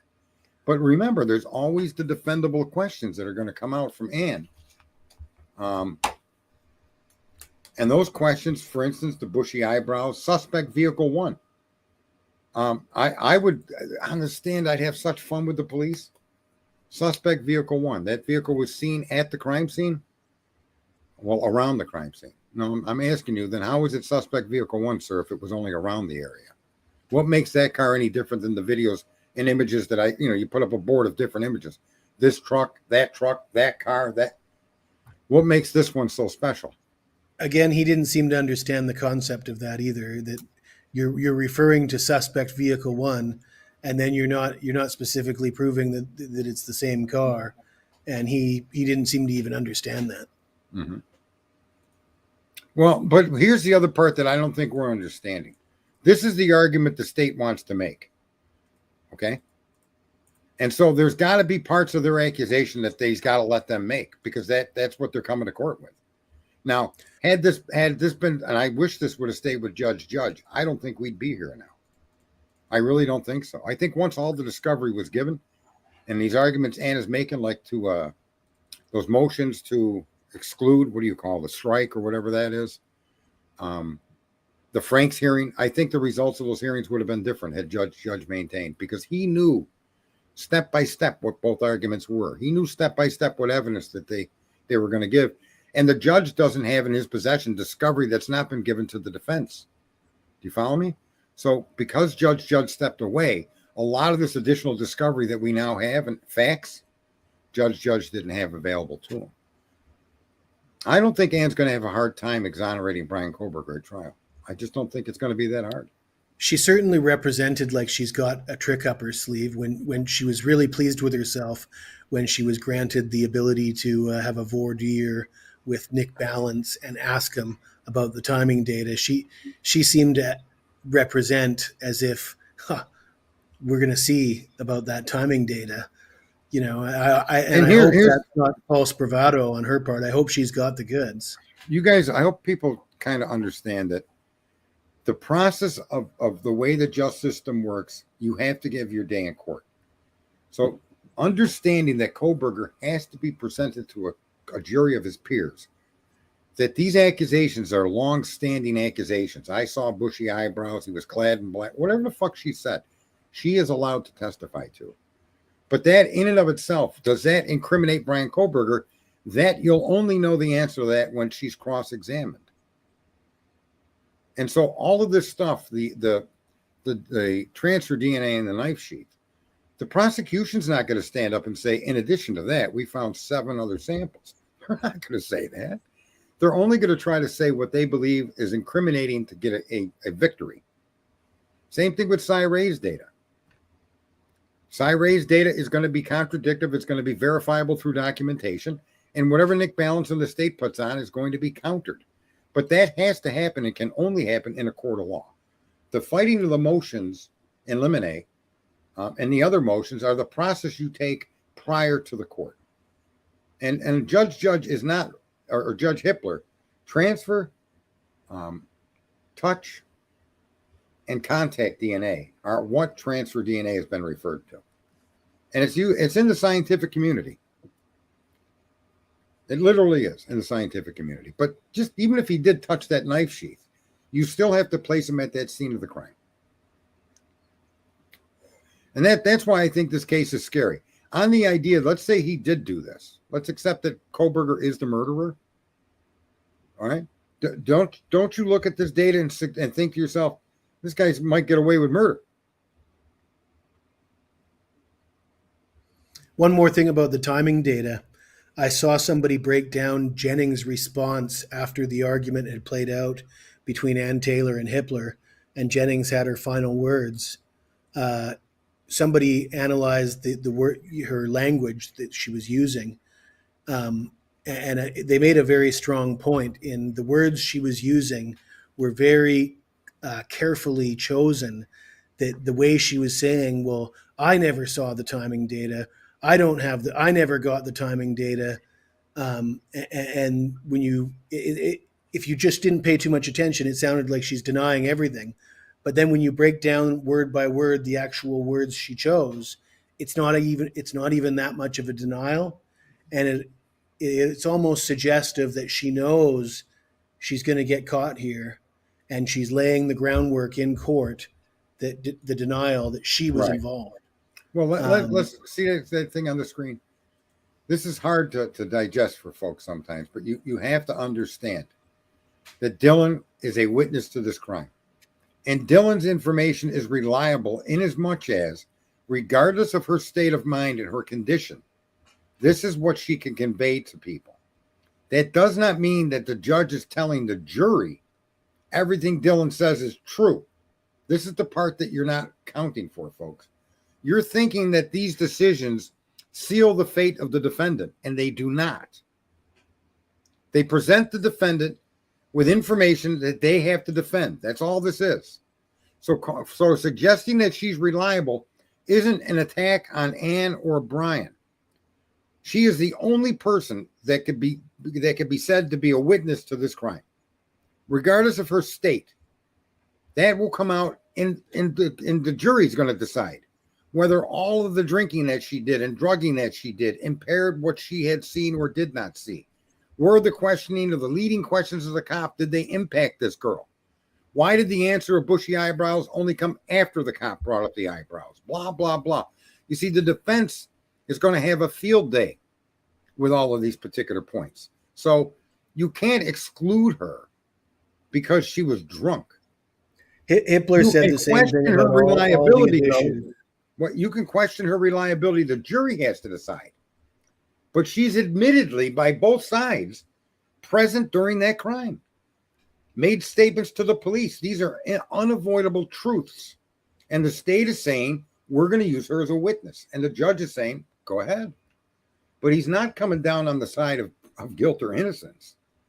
And that's what I mean when I say, take the personalities out, take what you think is right or wrong out, and just look at the facts as they're being delivered in the context of a court process. Forget even what's the accused here. Even if you're drunk and you're a hobo sitting down on the street and you claim you saw a black truck, your information is reliable from your perspective. It's up to the defense to show just how unreliable you are. Fair enough, Jesse? Yeah, Hippler had the same opinion on all these issues, that you might not like what the witness is going to say, or you might not like the term touch, you might not like the term bushy eyebrows, but you'll get an opportunity to cross-examine. You can object. You can present your case. They'll present theirs. We'll let the jury decide, which on its face sounds very fair, but it's only fair if the same logic gets applied to what the defense wants to bring in. So when the defense wants to bring in their experts, their theories, or their alternative suspects, alternative perpetrators, let them bring it in, and let the state then cross-examine them and cross-examine or counter. And they're going to do that through detective testimony. Expert testimony is going to come forward, and they're going to lay out a third-party case, whether it be multiple perpetrators, potential people, and whatever it might be. And that's what I want to see. Does he's in my opinion, he's got to allow that. Yeah, I mean, it's fair as long as he lets the defense's stuff come in as well, because he seems to be letting in all these things and saying how we're gonna remedy this is you're gonna be able to cross-examine, you're gonna be able to object. Well, fair enough. Right, and others look at the jury is also going to have the opinions. That's why you get a jury of your peers, 12 people, and I still don't see his rulings. And look, I'm not a liker or disliker of anybody in this case, but I do have to say that his rulings don't seem to be outside of the bounds of what the law would allow. Like I said, even if he's a drunk homeless guy, you bring him in and put him on the stand. He's going to tell you what he thinks, what he saw, whether he's telling the truth or he's lying or he's uncredible. That's not for the prosecution to do. Their job is to present what they claim to be the evidence they have to support the accusation. Your job is to show that evidence does not meet reasonable doubt. And I mean, if we got rid of everything that a lot of us don't like, there would be no case, because we all can look at this and say there should be no case. None of their evidence supports putting Brian in that home at that time. End of story. They should never. Here's what I wanted to say earlier is, as an investigator, I would have asked, once I had the Kohberger name, I would have then went to the prosecution and had him seat a grand jury, a secret grand jury. All grand juries are secret. And then I would have had the grand jury issue warrants. Okay, so that they could then go and check to see if there's any connection to Kohberger by getting warrants for his phones, by getting warrants to search his car, his apartment, his work. That's completely legal to do. If you could substantiate that he's a suspect in this murder, then you have every right. You could surveil him with secretly, for God's sakes. You know that. You could tap his phone. You could do all kinds of shit. If you got reasonable, probable cause to suspect this person's part of that crime. But they didn't do the investigation that way. They immediately went for an arrest warrant with charges. And that's why I think a lot of people are distressed about what we've witnessed over all this time. Made all these accusations. And everybody, all the guilters at that time said, don't you worry. That car is going to be a treasure trove of information. Oh, don't you worry. It's all going to fall into place. And then crickets when none of it comes to fruition. Element of somebody said something. I missed it. Someone said, "What's up, William Tardy?" Yeah, look, I've been in criminal proceedings, folks, and I was in a particular one through the divorce. I had a restraining order placed on me, and it was a complete lie. I'd never hit a woman, never threatened a woman, especially my wife, even though we were going to divorce. There's just no way. I can't sit. I couldn't sleep if that's the kind of guy I was. I just couldn't. And I got pulled from my home, and then she lied to get me violated, and they threw me in fucking jail. And I had to go to court 7 times to get that dismissed. And then ultimately it was dismissed. There was no basis for the argument. And I asked the court to dismiss it with prejudice so I could sue her. She lied. And even her lies didn't meet the fucking statute of the law. So they arrested me in the statute. It was insane. But here's what I'm saying. The court is going to do what the court is going to do, and you're going to have your day in court. That's basically what Hitler is saying. Regardless of what they call it. They can call it touch all they want. You can call it transfer all you want. You explain to the jury and what transfer means, and they can then try to argue that means he directly touched it. But you could bring scientific evidence. That's not true. And so my point is, it's that day in court that really this really matters. And some of what he's approving isn't pro-prosecution. It's just the way your system works. What do you think, Jess? Yeah, Meany says the guilters have said, just wait, there's going to be way more evidence coming out. They've been saying that forever. But the more evidence we get, the more innocent he looks, in my opinion. I mean, I'm still waiting to see who that contact is, what those, there's still a ton of text messages that we didn't get, right? We got a transcript of text messages, but we never heard anything about the ones from 7 till 10:30 in the morning, did we? No, well, from 4:37 to 7:30, there's no record. They gave us nothing. Well, there's that break, but then there's also we didn't read the ones at 7:30, did we? We didn't. Well, there was 7:30 is when they started picking up the texts again. In other words, their texts go from somewhere in the AM, 4 a.m. we'll say, to 4:37. Bethany and Dylan trying to text all the other roommates, blah blah blah, and then it stops, and you don't see anything come out until 7:30 a.m. David Clayton says we didn't see all the Snapchat stuff, right? And then the communication with like Dylan's dad, we never saw anything with Dylan's dad, but we know that there was calls and texts going on between Dylan and her dad. Yeah, if she's subpoenaed to appear in court and it's authorized by the court, you're coming to court. You can fight it because you're in a different state. But you're going to have to either Zoom it. You're going to have to do something because you were a resident in the murder scene. So it's not like she's asking to subpoena some guy at a donut shop that may or may not have saw a car drive by, right? This is a serious issue. So I don't see how Bethany or Dylan can extrapolate themselves from being a part of this trial. I don't see any process in law that would protect them. So we got the Purge in here. Purge is a dog. Yeah, it's frustrating. And I see a lot of people, because we've seen all of their arguments get shattered, and yet it looks like Hitler's still letting those arguments in. All she has to do is show the jury. I'd show them. You know, they're going to argue, we didn't say he stalked, but they did imply that he stalked in the way they wrote the probable cause affidavit. JFF, whose message is on point? If you're talking about Jesse, you're probably right. What the hell? I'm one of those new breeds of dogs they call wackadoodles. What do you call a gay guy in a wheelchair? If you laugh, you're going to hell. What do you call a gay guy in a wheelchair? I don't know too many gay guys in a wheelchair. I don't know. A fruit roll-up. I'm going to hell for sure. What do you in Thailand, we have a whole different set of rules of engagement when it comes to gay guys and transgender and everything else. Thailand's way ahead of the curve when it comes to that stuff. All the political fights that people have about it in the United States, there's just no issue. There is zero issues here in Thailand. The more gay guys, the more women left over for guys like me. Transgender, they just don't bother you unless you're roaming the streets late at night, where in that case everybody's going to bother you. So dog after 11 in Thailand, folks. That's the moral of the story here. Well, what do you get when you cross a polar bear and a seal? Come on, Jesse. Bloody mess. You get a polar bear. You get a polar bear. Yeah, a bloody mess and a polar bear. Yeah. Where's Heather? She's here. Jesse needs timed out, looking like he's at the beach. Yeah, he's got that as a background. I do like that. I'm not that sophisticated as a streamer. You just got to put a picture into StreamYard. It's pretty easy.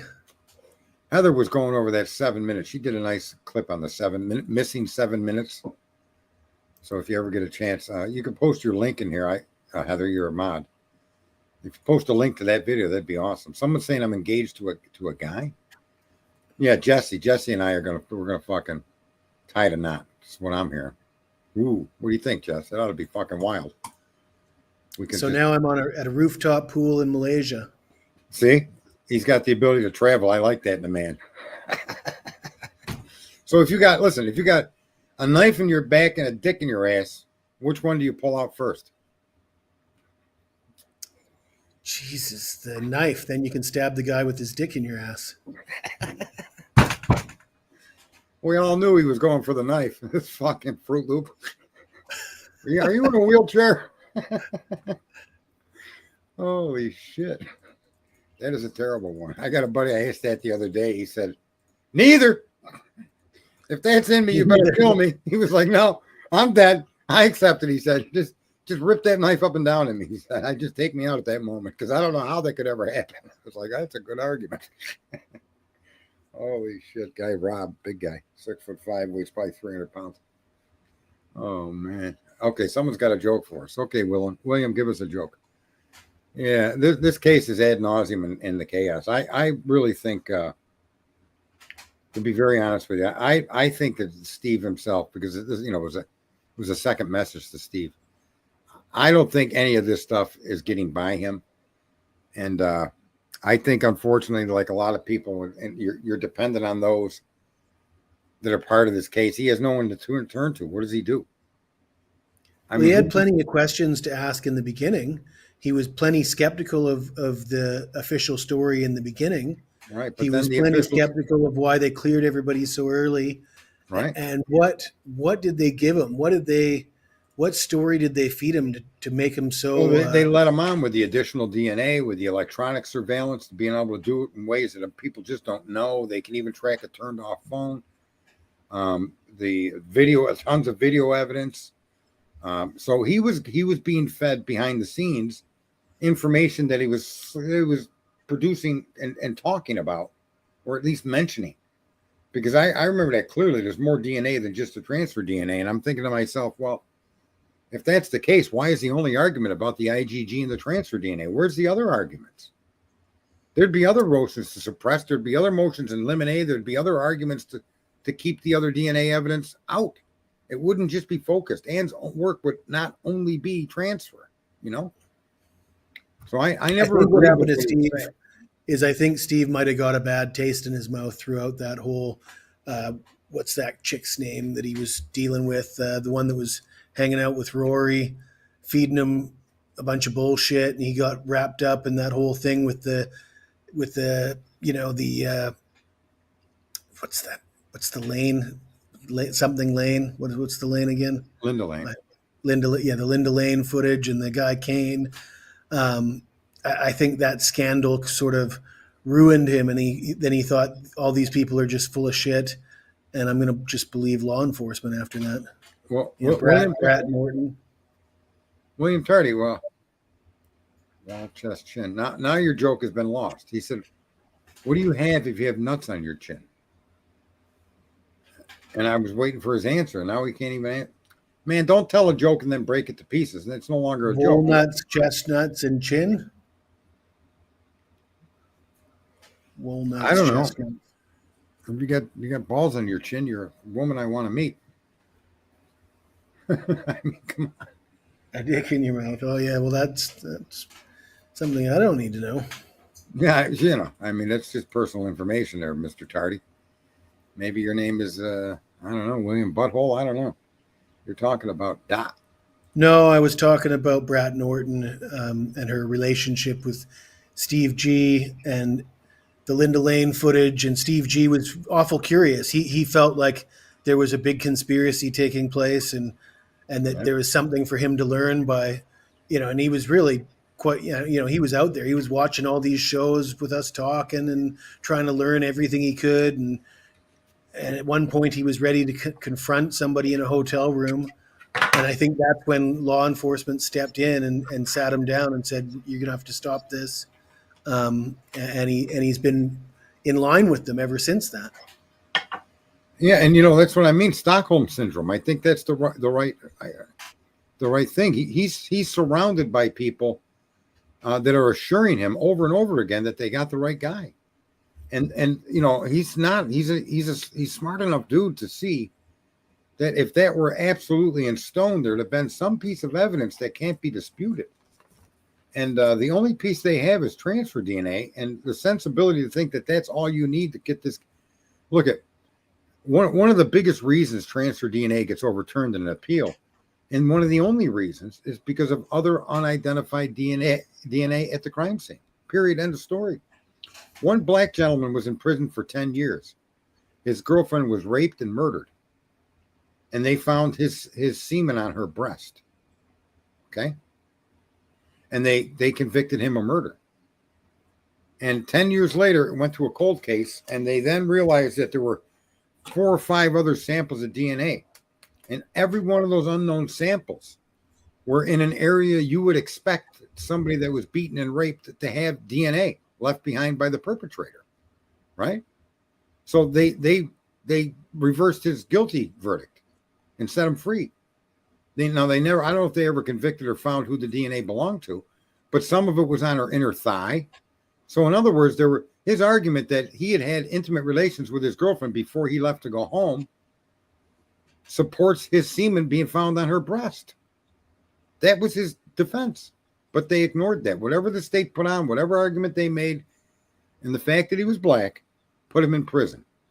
10 years later, when it was brought up as a cold case or some other law firm got involved, and they found DNA in areas that could only have been left by the person that committed the crime, and they were not his, he was released. Same thing with Amanda Knox. This transfer DNA is the worst DNA on earth. Whether you call it touch or contact, doesn't matter. If there were multiple sources of it, I wouldn't even have paid attention to the Kohberger case. If it was one thing is, I think any expert that the state has testifying about the DNA I think if you have a good enough investigation team, you'll be able to impeach them on the stand in cross-examination by bringing up, because anybody who works in the field should have a paper or a transcript from a conference or somewhere along the line. That person, in discussing touch DNA, would have stated that it's unreliable. It can't be used as evidence unless it's supported by various other things, and it's the describing exactly how weak it is. How can you be an expert in the field of DNA without having said that at some point in your career or in your studies or a college paper? I think you could find that on any expert that they're made previous statements suggesting that touch DNA is useless. It's unless there's multiple sources. So if it was on a door handle, it was on the knife sheath, it was on a comforter, or was on a shoe, or if there's multiple sources of it, okay, and areas associated to the crime scene, now the argument is stronger, right? So, it seems so damning that it's on what you claim to be a sheath that contained the murder weapon, to which you can't even make that connection. They've got to show that there's no way that it could have been anything but a K-bar. All the wounds on all of these victims must be consistent with that. And what I know about hardened steel blades is, if you're repetitively using them in a stabbing motion, if you catch bone or anything else, those tips are highly likely to snap off. I know it's not a weapon. In other words, it might be a marine weapon, but you don't go to the battlefield wielding your knife. You bring a fucking gun. And the knife is only used if you're caught off guard or in a situation where your gun no longer is available to you and you're in close quarters. You're not going to fight a whole war with a K-bar, folks. That's not what that blade is made for. Can it kill? Absolutely, it's made to kill. But is it the most durable blade on earth? No. Any hardened steel like that's forged is going to have... Sounds like we're going to find out that there's some pretty serious evidence that it wasn't just a K-bar. That may be true as well. You may find some of these wounds are inconsistent with a K-bar. So this case is so far from being concluded. And there's 10,000 ways to attack the case. And they've got, half a dozen ways to try to accuse the guy.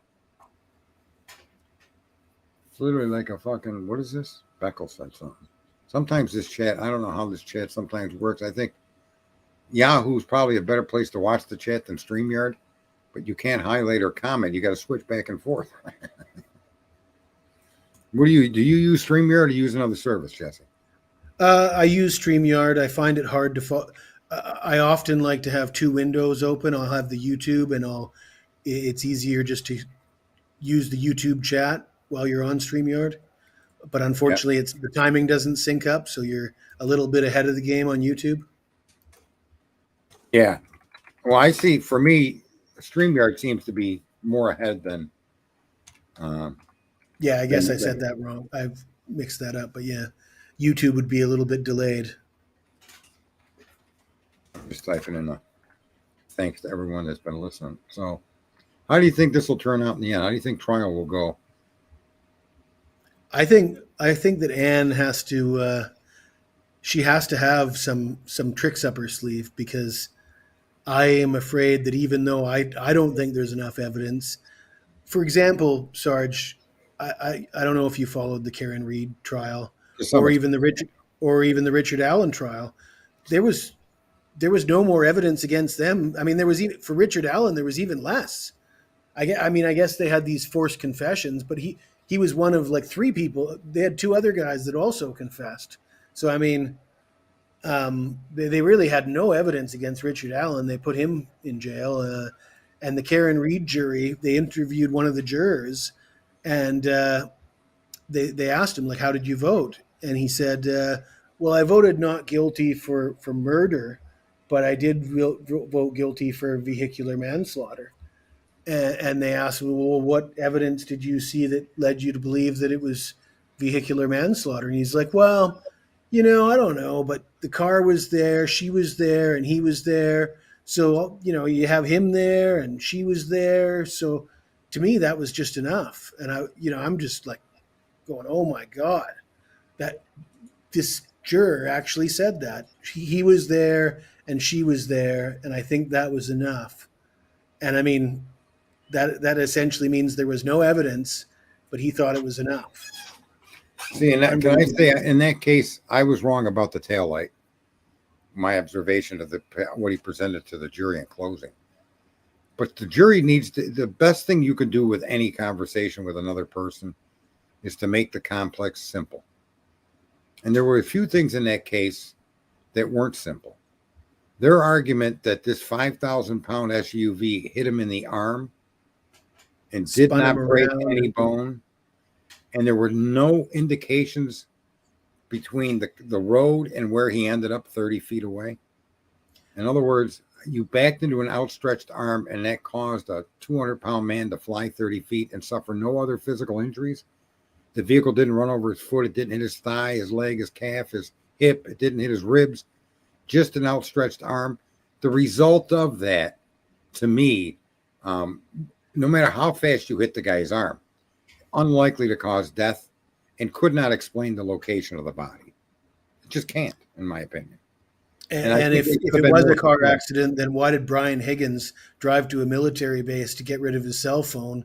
And Brian Albert did the same thing on the same day, 24 hours before a preservation order was dropping, which they would have been alerted to by their buddies in law enforcement. I mean, the behavior of the people surrounding that case was so blatantly corrupt that, how any juror could think she was guilty after watching that case was beyond me. I'm 100% behind you on that. The same, and corruption is prevalent. That Gilgo case up in Rhode Island, that 10 years that guy kept killing people because of the corruption within the police force. Literal corruption. It had nothing to do with the Gilgo case, but the crimes the police were committing themselves. They didn't spend any resources or time to investigate the killings. Well, it's just another hooker. I mean, no, it's a human being. Period. End of story. And 10 years later, they finally grabbed him. They grabbed him in a highly technological way with DNA, would follow him around, blah, blah, blah. But 10 years too late because other people lost their lives during that period of time. Well, just imagine if you had a Gilgo Beach type serial killer in Pullman or Moscow. You got any faith in these guys to fucking catch him? Our police system has just been corrupted by those, you get these political appointees. These people run for office. They make all these promises, and they're all looking to be a governor, or they're all looking for fame and fucking fortune and become an idol. I don't understand. There should be very little discussion of this stuff. These people shouldn't be on TV talking about their cases. It should be private, and if the community is interested, all the information is in the courtroom, room 3A. Okay? That should be what they say. They shouldn't get on the TV and paint these wild narratives about whether it's the Kohberger case or the Karen Reed case. That should not be allowed. I mean, I think that's where one of the biggest problems in our justice system. Look at the narratives they painted around this orange guy, Trump. Now they're provably all false, every one of them, and yet the public is not aware of that. The public don't got time to hear that. Why? People don't care about the truth, though. They become so invested in certain narratives that they believe. They don't want to be proven wrong. They would rather sell out their own family members than to be proven wrong on what they believe so strongly. And when you get to something so divisive as Trump, I mean, you're on one side or the other, and nobody's changing their mind. Right, and the fact of the matter is that boils down to people's belief systems, and they believe this or that. And look, I'm not a sycophant for Trump. There's things he does, like I'm very against all these executive orders, in as much as they're temporary stopgaps. You need Congress to fucking codify these in law. Otherwise, signing a document allowing I think if you really wanted to do the right thing, all federal lands where oil can be explored needs to be privatized back to the state. And the people of that state should then share in some of the resources, in other words, get a benefit from it, not the federal government. Who are you to tell some guy in Wyoming that that's federally regulated land you can't drill? That should be private Wyoming property, period. And so Trump could do that, like he changed the name of the Gulf of Mexico to Gulf of America. So defederalize these areas where massive needed natural resources exist. Like even now, people are watching, if you're paying attention to the news, with this trade war with China. And China telling us, well, we're going to stop selling you rare earths. They're not rare. Just like oil isn't fossil fuel.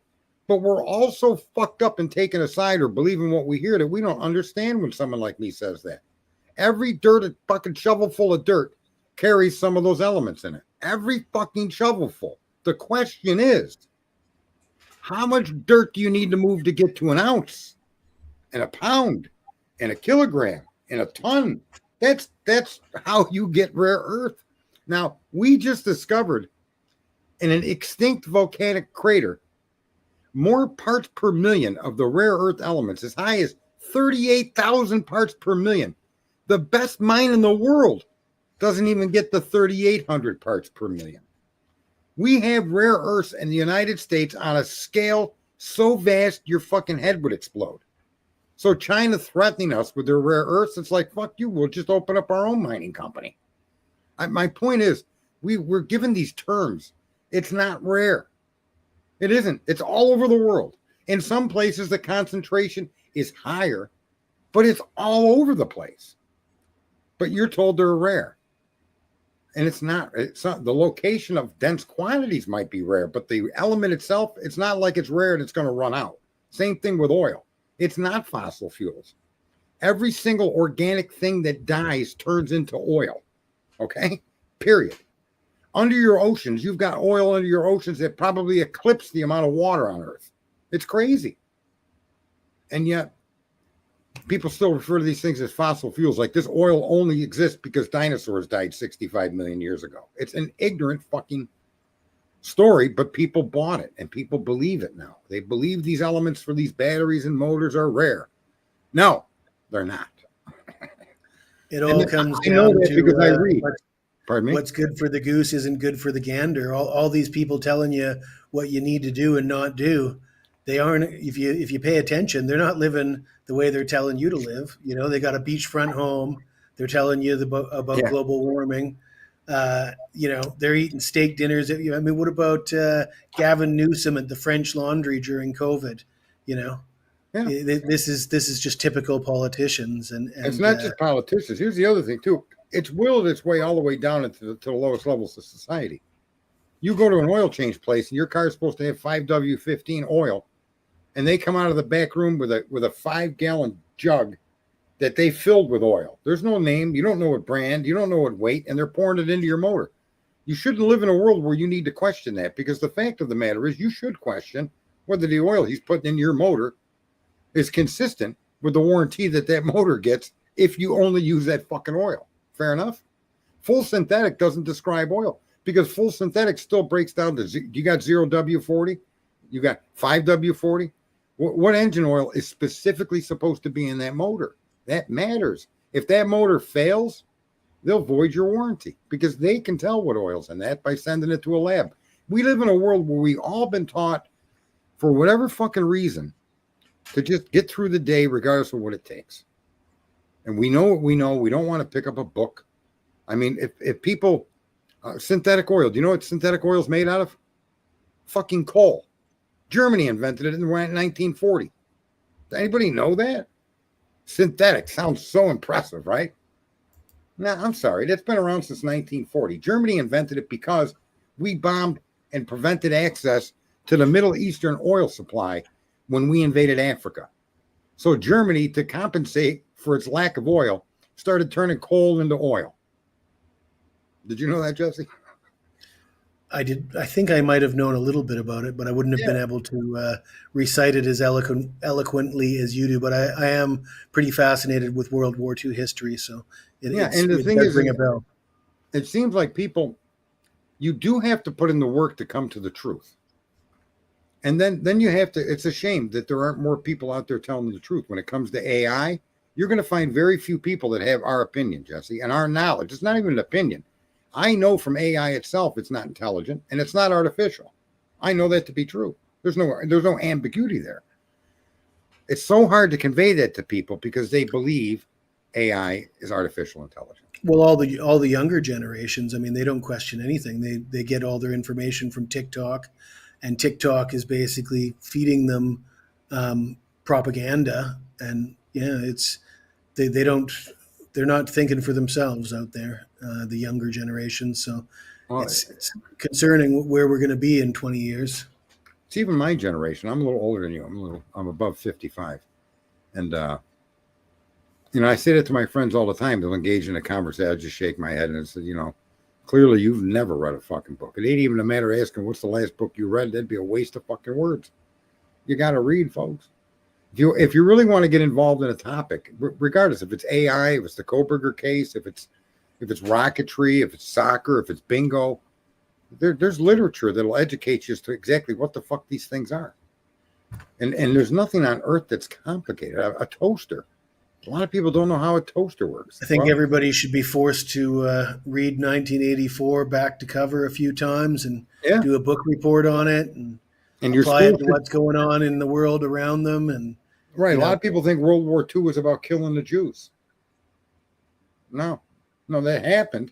It happened, okay, but that's not what started it. What started World War II was the end of World War I, the Versailles Treaty, and the limitations and the burdens placed on the German public. That's why Hitler won. These people didn't vote for Adolf Hitler because he was going to get rid of the Jews. They voted for Adolf Hitler because they couldn't manufacture. Their manufacturing profits had to be handed to the Allies. They couldn't send a ship to Africa to deliver goods unless they paid the United States or Britain for use of their fucking waterways. Now, the World War I was wrong. None of these wars were right. But the bottom line is history is so much more complex, but understandable, simply understandable. And knowing that World War II did not start because he hated Jews. And I'm not justifying what the guy did. He's a vicious piece of fucking shit. But when you look at what really started that war, not from the eyes of the American victor, but from world events of the time, you'll see. Just like I come to a different understanding of why JFK was killed, and I think why is more important than who. I don't know if I got a stream out there about JFK. And to me, the why is unexcusable. It's unarguable. It was civil rights. You think he was killed over civil rights? 100%. Even Elon Musk's computer, the Grok 3, I've got answers from that. It actually not just agrees with me, but it makes the argument as to why every other conspiracy theory fits into what I suggest. And this is what I suggest. The reason he was killed was by the Democratic Party because he turned his back on them. People don't understand America 1960. They could not go in the same restaurant as you. They had to ride on the back of the bus. They were treated like filth. And Kennedy is a Democrat. The Democrats are the KKK that enacted that policy and treated them that way. When he decided to let Martin Luther King into the White House, they lost their fucking mind. He turned his whole party. He turned against their hate and looked to solve the problem. Now, look at the string of deaths that came. He got killed. People say Bobby Kennedy was killed because of the mafia. Absolutely wrong. Then why wasn't Elliot Ness and Herbert Hoover killed by the mafia? Are you people not paying attention to history? The mafia has always been against the government, and the government's always been trying to get them. The government is the biggest mafia going. Do you think Russia would kill a sitting president with some screwball? So here's the point. If you look at the civil rights movement, you look at the history of America, there's no other reason to publicly kill that man than for his turning his back on the KKK, which was and still is and always has been the KKK. If you understand civil rights was why he was killed, you'll understand why the Democrats behave the way they do today. They're built on hate. Their whole not even sure that Sirhan shot Bobby. Well, see, but it's the motive that matters. But it's the motive that matters that America's not being allowed to talk about. So you've got Kennedy, John F. You got Bobby Kennedy killed. You got Martin Luther King killed. You got Saran stuck in jail forever. You got the guy that supposedly shot Kennedy in jail and killed. You got Malcolm X killed. All of this was about the civil rights, not about Russia, not about the mafia. And they hid that from you. And they started getting you to all argue about the grassy fucking knoll. It don't matter who shot the guy. What matters to America and always has is why. And nobody, no film, no producer, no rich billionaire fucking jerk off book writer ever talks about this reality that in 1960 you had a nation that was anti-black, and the only people, and you'll notice this to be true, the Republican Party was formed only to oppose slavery. And the Republican Party is the only fucking reason John F. Kennedy's civil rights were signed. The only fucking reason. I think 7 Democrats voted for it, and the rest of them were all Republican. And they got a supermajority. Because even if the Democrats didn't join, they still would have passed the civil rights. The Republicans. Kennedy sided with the Republicans. Kennedy was killed for civil rights. And when you now look at the history going forward, what happened to all your factories in the city? Where did all your Planned Parenthood fucking factories get placed? They kicked all of the big corporations out of the city with all these rules, regulations, and bullshit, left these people with fucking McDonald's. They put all the abortion clinics and started teaching everybody that's birth control. That's parenting. Look what's happened to the black community. We've killed 26 million fucking black babies in this country since Roe v. Wade. You tell me that what the Democrats were doing in these inner cities, Detroit, every city, Chicago, everywhere, that they weren't out there to destroy the fucking black people, chasing away all their opportunity. I know for a fact that my father got a woman pregnant and got a job at fucking General Motors because General Motors was in the city within walking distance of anybody that lived in the city or on a bus route. And they had it. He came out of that, right? He got vacation. He got medical. He could afford a fucking rent. He could raise a family. All that opportunity has been erased from our inner cities. And to suggest that John F. Kennedy was killed for anything other than the civil rights movement is a tragic, fucking devastating mistake that we've allowed ourselves to suffer from for 72 years. Sorry, Jesse. I'm guessing you're a little bit disappointed with the documents that got released on all these subjects, all the assassinations. They never addressed the motive. And this topic is very rarely. Look, I've got a lot of friends that come from all different colors, and their eyes light up, especially when I say JFK, RFK, Martin Luther King, MLK, Malcolm X, and others, all slaughtered within the time period that civil rights were A, being considered, and B, once they passed. There's no stronger connection. Somebody show me the mafia connection that's strong. Somebody show me another reason our government would want him dead. Show me one. I'll accept it. But I'm telling you, you just can't come up with a better reason to assassinate Kennedy. And it's sickening. And then you look at the progress of America and its inner cities and what's actually been done. They get on TV and say, we're going to give you this, we're going to give you that. Meanwhile, they're chasing fucking Ford auto plant out of your company. They're letting the fucking Chinese and the Japanese sell all their cars here, destroying all of these jobs were inner city. Steel, aluminum, cars, differentials, engines. Those are all places. Sadly, the people that are affected negatively by it, half of them are cheering it on. They don't know any better. They think that they're doing something good for them. Look what happened during COVID and the great transfer of wealth. But the blacks wouldn't wear masks. Did you notice that?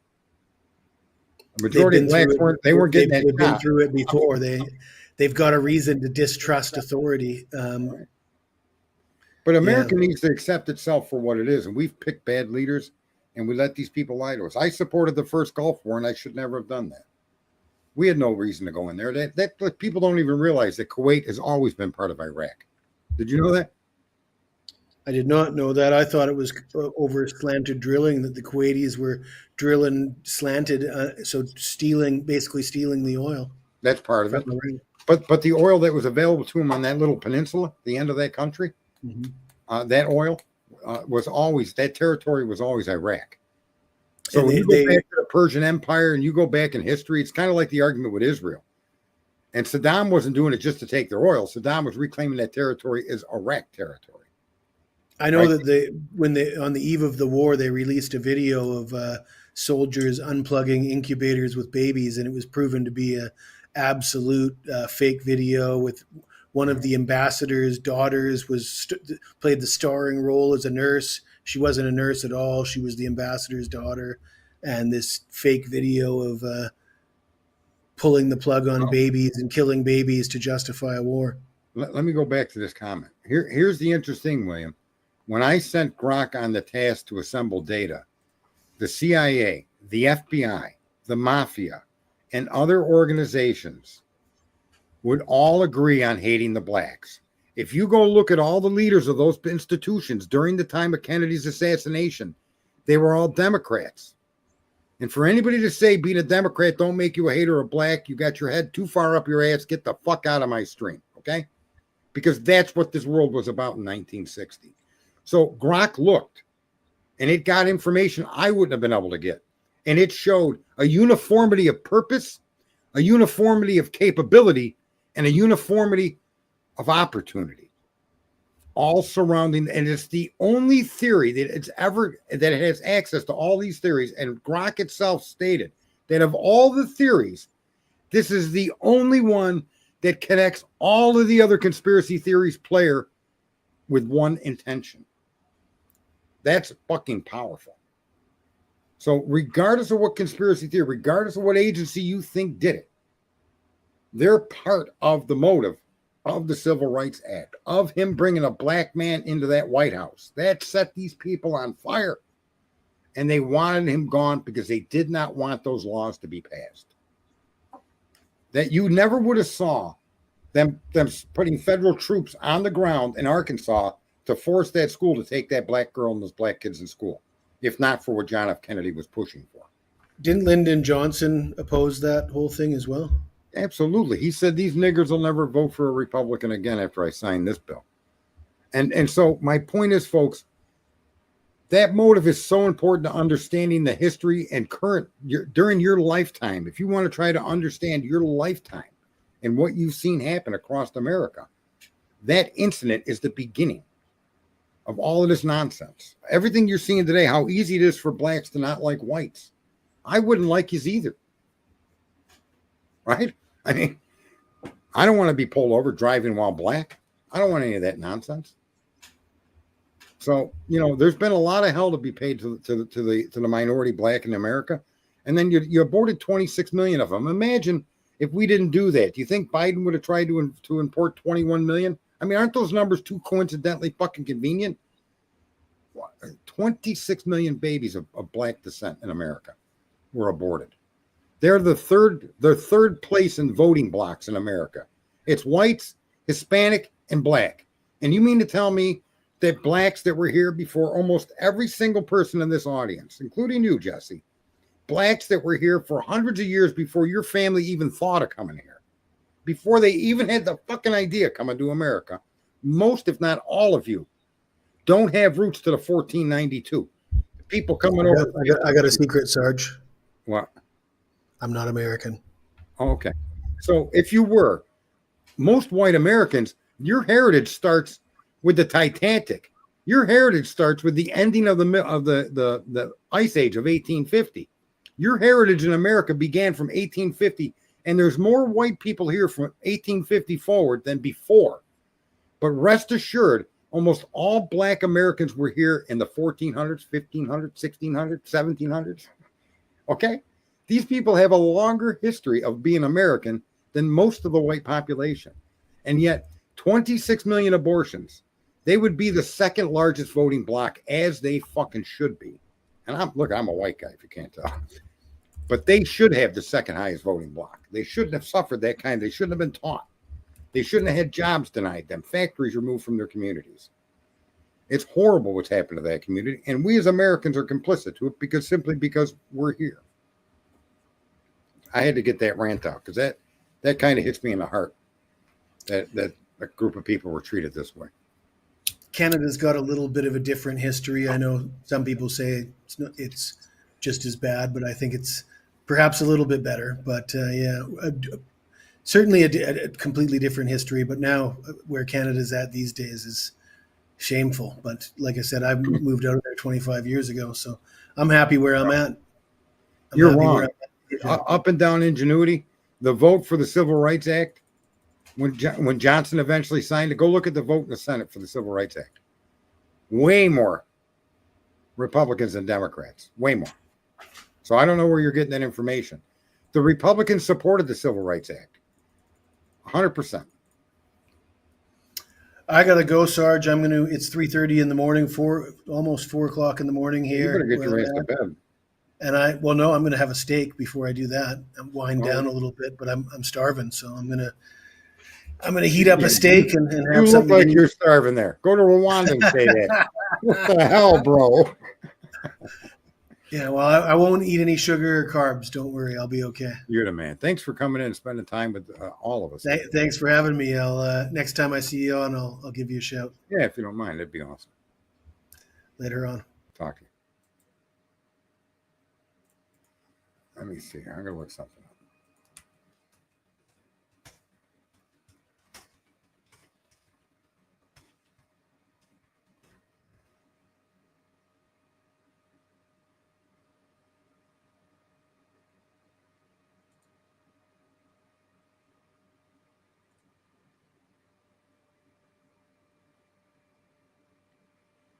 As proposed by John F. Kennedy. Background: Civil Rights Act, Kennedy Civil Rights Bill.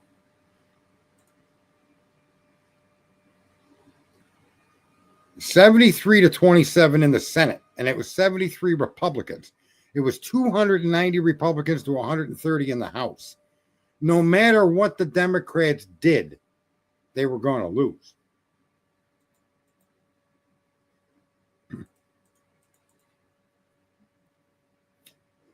There you go, William. All right, folks. Look, I've been on here a long time.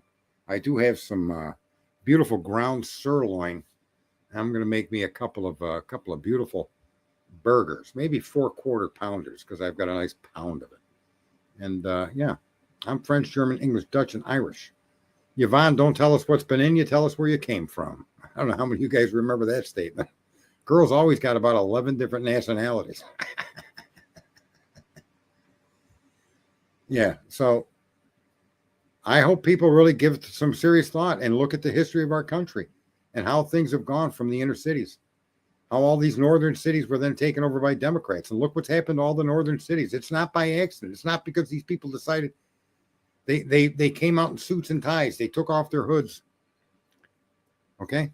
It's a tragedy what's happened to our community of fellow Americans. So, all right, look, this has been awesome. It's been a 3.5 hour stream, 3 hours and 40 minutes. It's almost a marathon. And I hope Steve Goncalves or Gonzalez, or however you say it, don't take offense. Take the information as presented and go from there. My last question is, did anybody see if a ruling has been released about the third-party defense?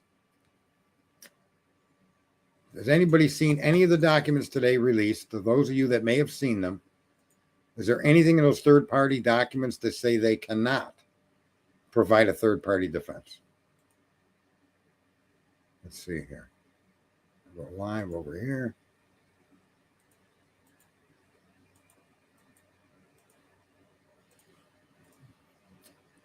All right. Thanks, William. All right. That's all I wanted to know. In the meantime, all of you be good or be bad. I suggest if you're going to be bad, don't get caught. Don't leave your DNA behind. Dear God. And in the meantime, we'll see you again. Everyone have a good day, good night, good morning to Jesse, and we'll talk with you again.